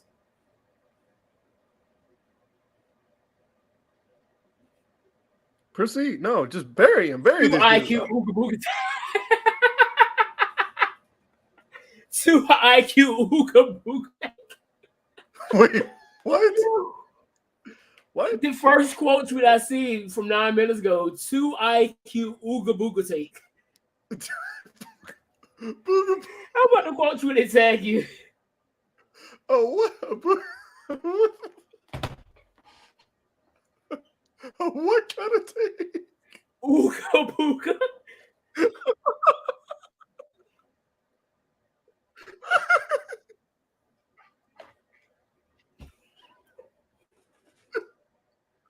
Yo, I'm still in that one. This 2% IQ, this 2 IQ ooga booga tank.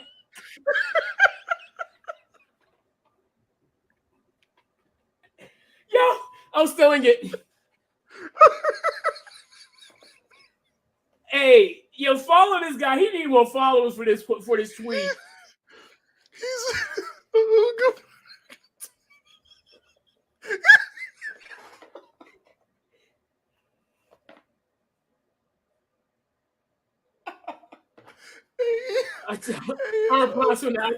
I followed you.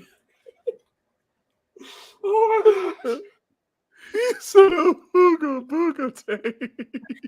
I know when you shake your head, it sounds like a maraca. What?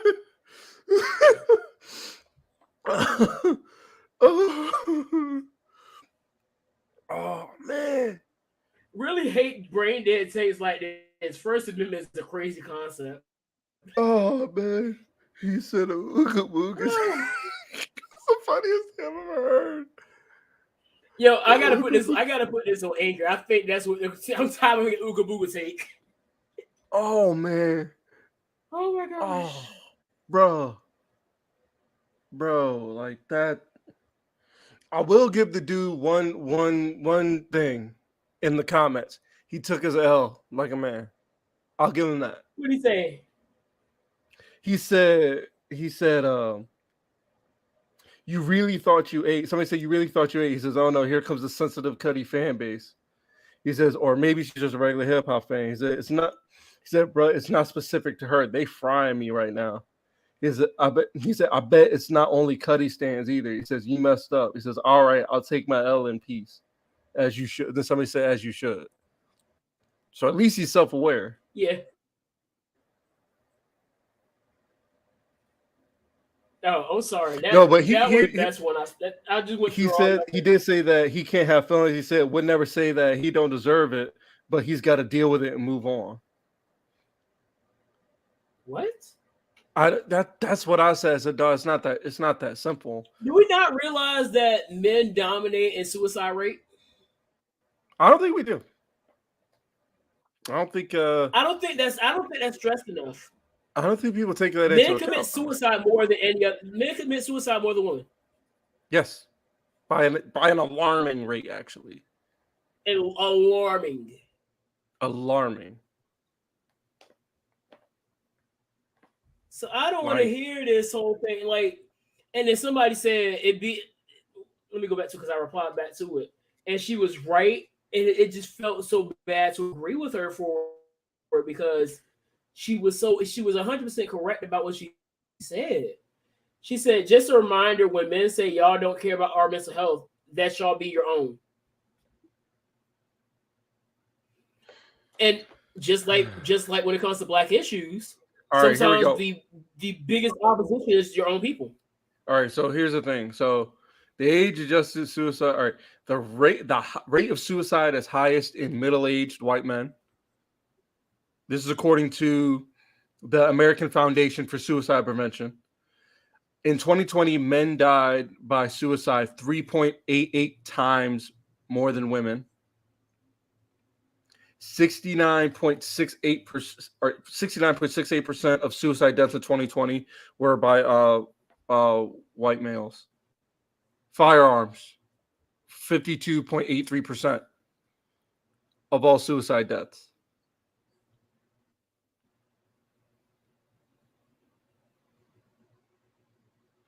You want to go see Nope next week? I'm not going to see Nope. I don't. It's not my thing. If anything, the next movie I'm waiting to go see when it's less packed is probably Thor. But if not Thor, I'm definitely going to go see Bullet Train. Yeah, those are the next movies I have on my list to go see. Definitely Bullet Train. Speaking of which, can we talk about something else? One more thing.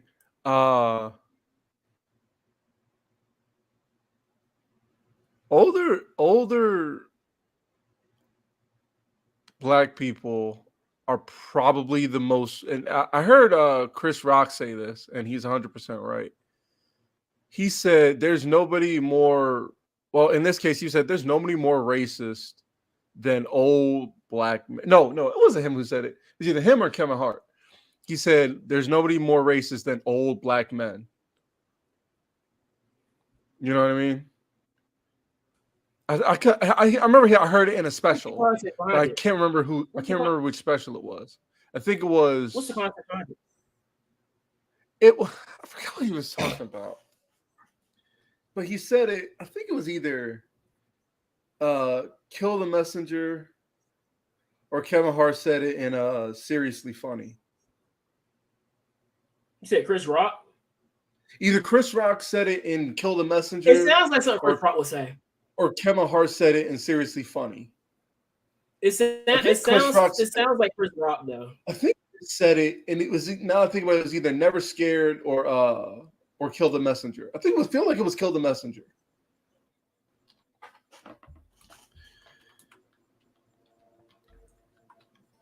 I'm on my research. Hold on. Black people versus niggas.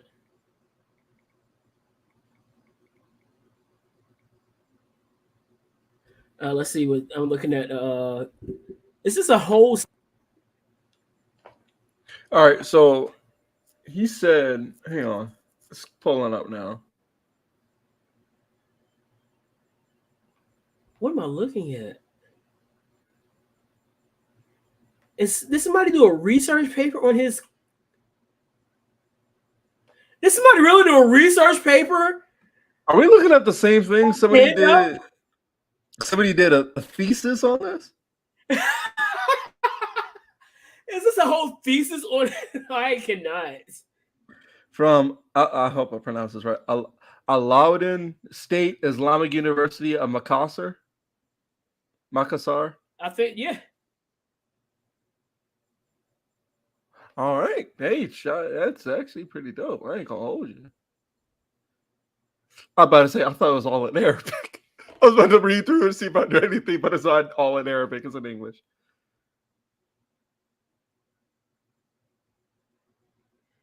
It's not black people who are oppressed, it's white people. What? Yeah, I did not see that coming. Somebody wrote a whole That's funny. Hey, shout out to Chris whoever Rock be wrote saying that. some real controversial stuff though. You said who? It sounds like something Chris Rock would say because Chris Rock might be right there with Dave Chappelle saying controversial stuff. Well, anyway, I bring that up because something else. Because I bring that up because for some reason, I think it's really weird that I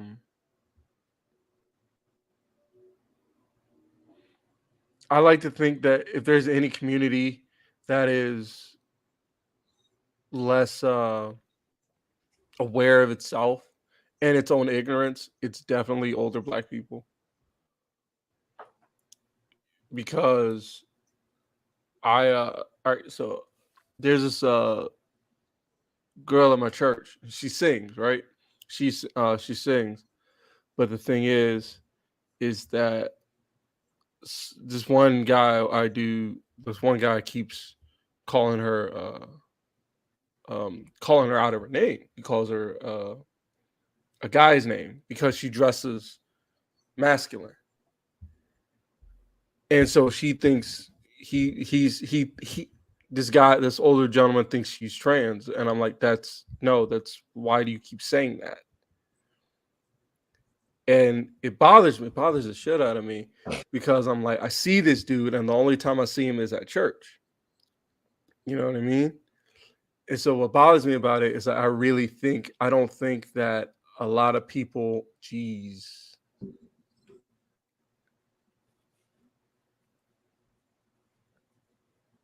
I think a lot of people don't take a lot of older people don't take into account how off they sound, how really, really crazy they come across when they say certain shit. You know what I mean? Yeah. Because I understand, when you think now things are, different than they were back in the day.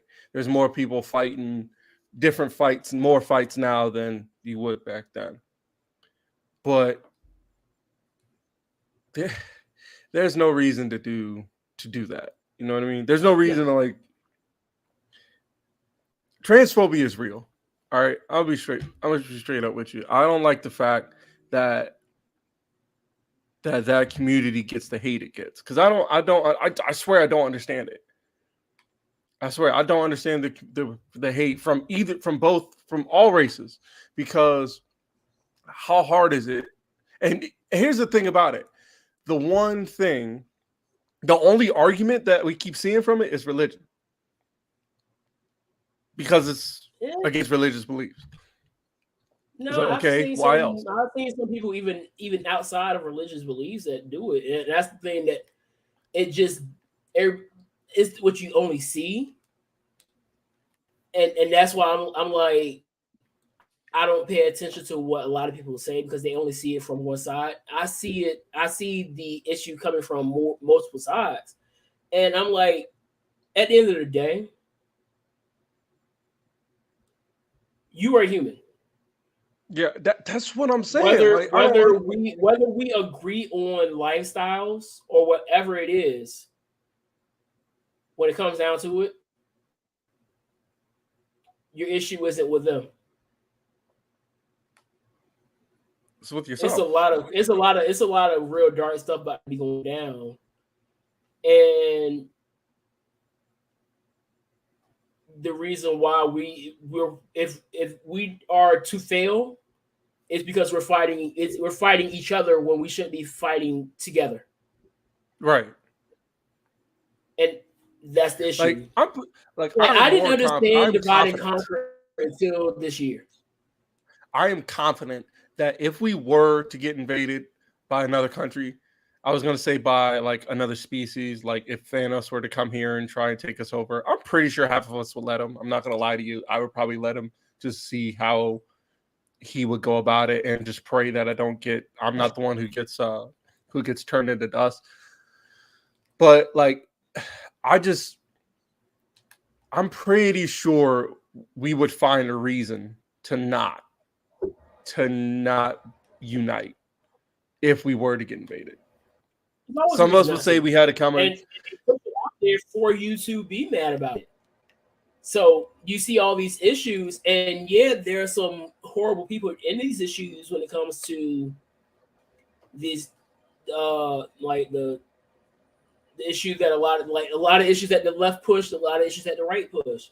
Yes, there are people in those situations that needs to be addressed, but it's not the whole. It's not the whole. It's never the whole.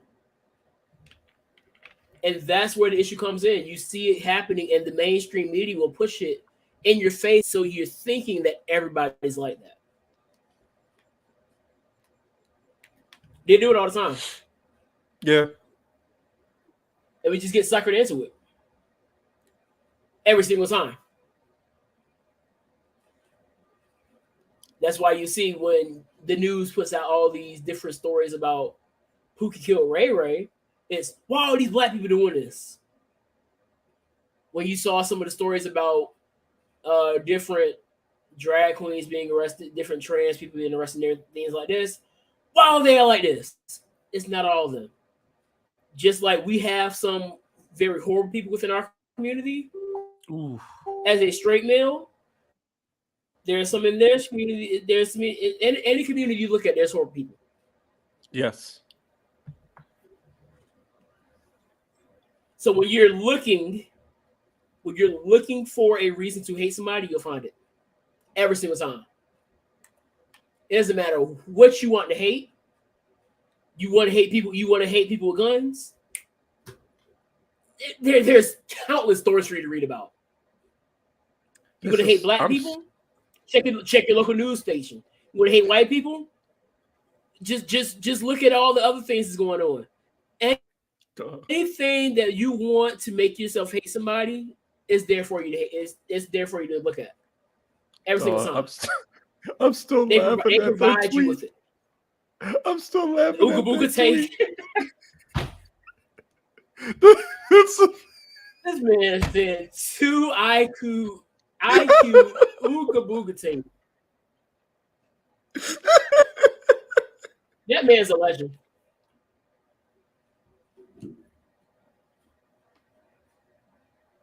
Shut up, Iman. You said Gresham is words better. He said ooga booga take. I'm about to get email with it now, just what he said. I'm crying, bro. Iman, I don't want to hear your 2 IQ ooga booga take.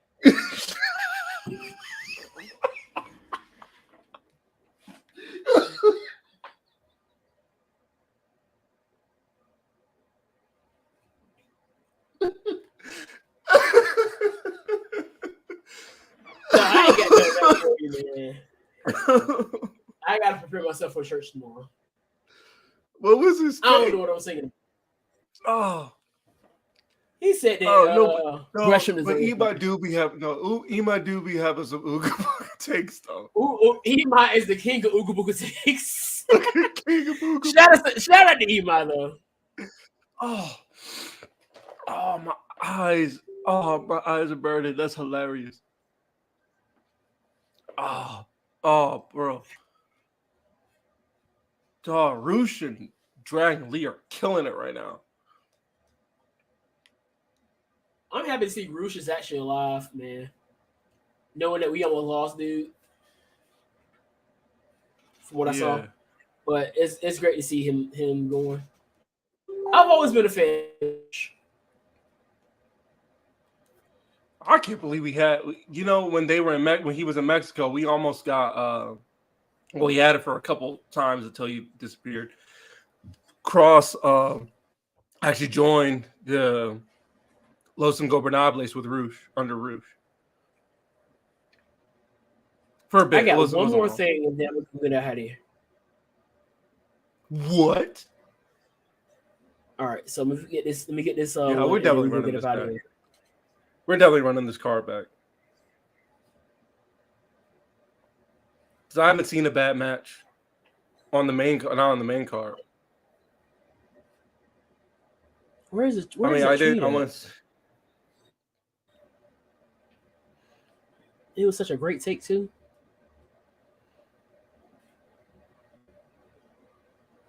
We didn't even go in on Tony Khan's very, very much immature statement. I feel like at this point, I feel like the fact that we didn't address it earlier kind of goes without saying. Yeah. All right, so we go ahead. We can get this one here, and then we gonna get up out of here. Yeah, I really, this card. Jeez. They are killing it, man. They are. All right, here we go. Oh, that's fun. I'm gonna have to try to rephrase this because the grammar on this is kind of abysmal. All right, so no, that's not what I was looking for. Doggone it, I got the wrong tweet.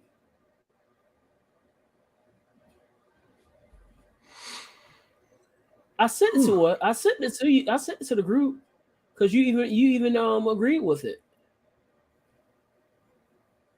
I just gotta remember where I put it at. What day? What day did I send it to us? Ooh, that's funny. Antonio Brown is at Rolling Loud in Miami. Why? Doggone it. I saw that. Oh, here we go.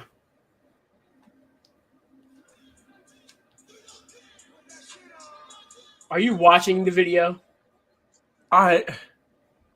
You're better than me. Is anybody even? I'm just looking to see if anybody's even vibing with it. How do you vibe with that garbage? Well, because black people. Because we'll vibe with anything. I had to change it. We will vibe with anything. We will. Who's we? All right, here we go. So the amount of women released from WWE still waiting to go somewhere, who are a lot more high profile, and yet 2 Dimes gets a Dynamite match before them. Now try to convince me there is not a huge separation in that place's value of men and women.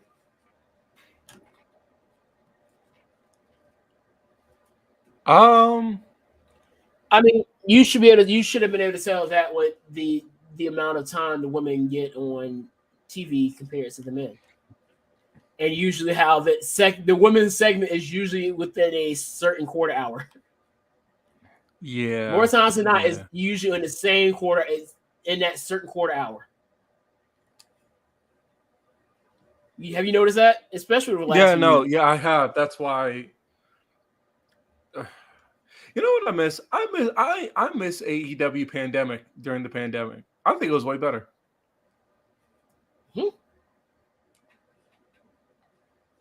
Why explain yourself? Because I think we liked it in this realm where it was like they were trying a lot of stuff. They were like test driving a lot of the things that were going on. You know what I mean? And you got some really legitimate good moments, and you're hoping that it translates. But now it seems like we got the best of him, of Tony Khan. Not even Tony Khan, we got the best of AEW in that realm. And then once they came out, once we got back to crowds, it kind of not went down, but it definitely was like, well, because more times than not, I'm seeing here that I'm like, yo, some of this stuff's not hitting like it did during the pandemic. You know what I mean? Yeah. Like, there have been some good moments, but there are also some moments where I'm like, that probably would have been better if there was no crowd, or this could be better in any other place. Now, some stuff I think should have stayed in the pandemic, like that.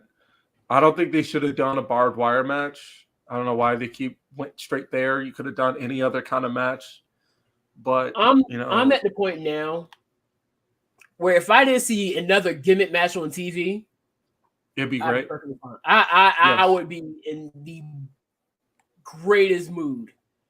They have bastardized the gimmick match. WWE too. I just want to add that in there. Well, it didn't help that WWE. It didn't help that they named pay-per-views after it and didn't.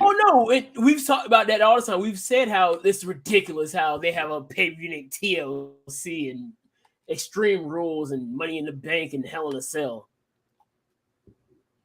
Yeah, that's one of Vince's contributions that I don't like. Right. See, we criticize and Isaac. Let's take a flashback real quick. So back in our heat check days, heat check days, do you remember what I said was the issue with WWE during that time period? You remember what my main issue with WWE was? Inconsistency? Not necessarily, but that was one of them. But it was like one glaring issue. Too much. I'm gonna help you out. Too much and not enough. Too much sports entertainment, not enough wrestling? No. I should say too many, not enough. Too many. Oh, I was about to say too many bitches, not enough hoes, but that's not what we're talking about.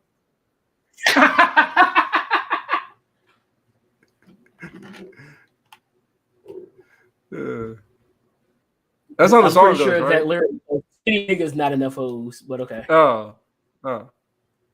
Even though I can't listen to that song anymore. That's on my deleted playlist. Well, who was that anyway?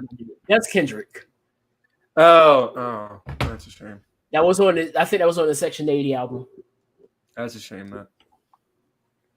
I've been consistent. It was too many people, not enough time. Right. And that's where AEW has now gotten themselves into. Yes. However, there were rumors that they are signing AR Fox as well. Okay. Here, I'm gonna tell you. So, look, I don't think everybody. When I say this, I don't mean it like a negative. I think the idea that you're signing everybody is a good idea, because I honestly think that what Tony doesn't want to do is do what WWE tried to do in like 2018, 2019, where they were signing everybody. You know what I mean? And then for a while, it seemed like, is there anybody left on the indies? I don't think we need to get to that point, to where the point where everybody is signed and we don't know if there's anyone left. Because there will be. Granted, there will be. Yeah, there's always going to be people left. Yeah, but it's just saying, like, I don't think we should look at it like that. I don't think we should. I don't think AEW needs to be the company that brings in so many people where they're like, okay, you know, is there enough? However, I do like the fact that these people are signed, but they're not exclusive. Yeah. And I think that's the one thing. I definitely like, think that when you say they're signing people, when he's signing people, that's the one thing that keeps glaring in the back of my mind, is that, oh, they're not just exclusive. They can go anywhere. Now, granted, if he says, I don't want you going there, he does have that power, because I think he did that with Bryan Danielson? Yeah. I think I think Danielson, when he comes back in New Japan, is something that's probably going to happen. I don't know, man. That style, I don't think is going to be really. I don't think he needs. Well, he was in Noah. Bryan was in Noah for a little bit. Yeah, he was, but at this point in his career, especially if this issue is head related, yeah, I wouldn't be willing.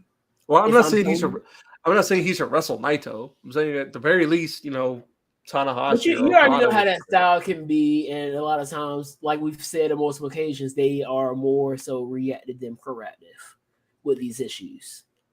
Yeah, that's true. So that's really my biggest reservation with the possibility of Bryan going to a Noah or a New Japan, just knowing that much. And I don't want to see, again, we're talking about my favorite wrestler here.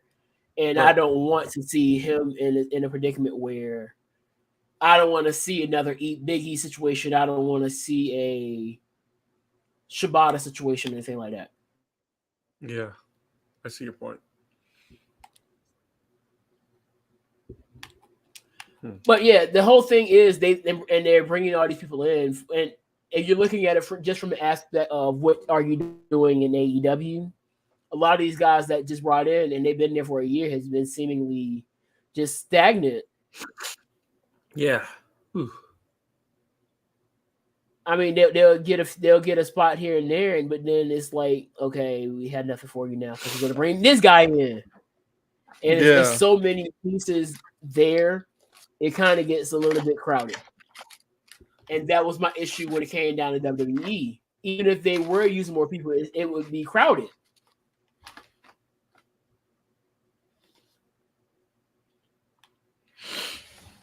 Right. I'm sorry. My eyes are burning. I'm laughing so hard. Excuse me. I'll be right back. I think we're going to get out of here. I ain't got nothing else. All right, yeah. We're almost at 2.5 hours, so yeah. So yeah, with that being said, ladies and gentlemen, we're almost at 2.5 hours.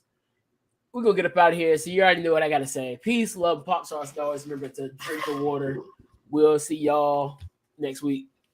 And try this. It's fantastic. Water's better. Sliding it like a wet flow. Already fried from the get-go. Alligators look like gecko.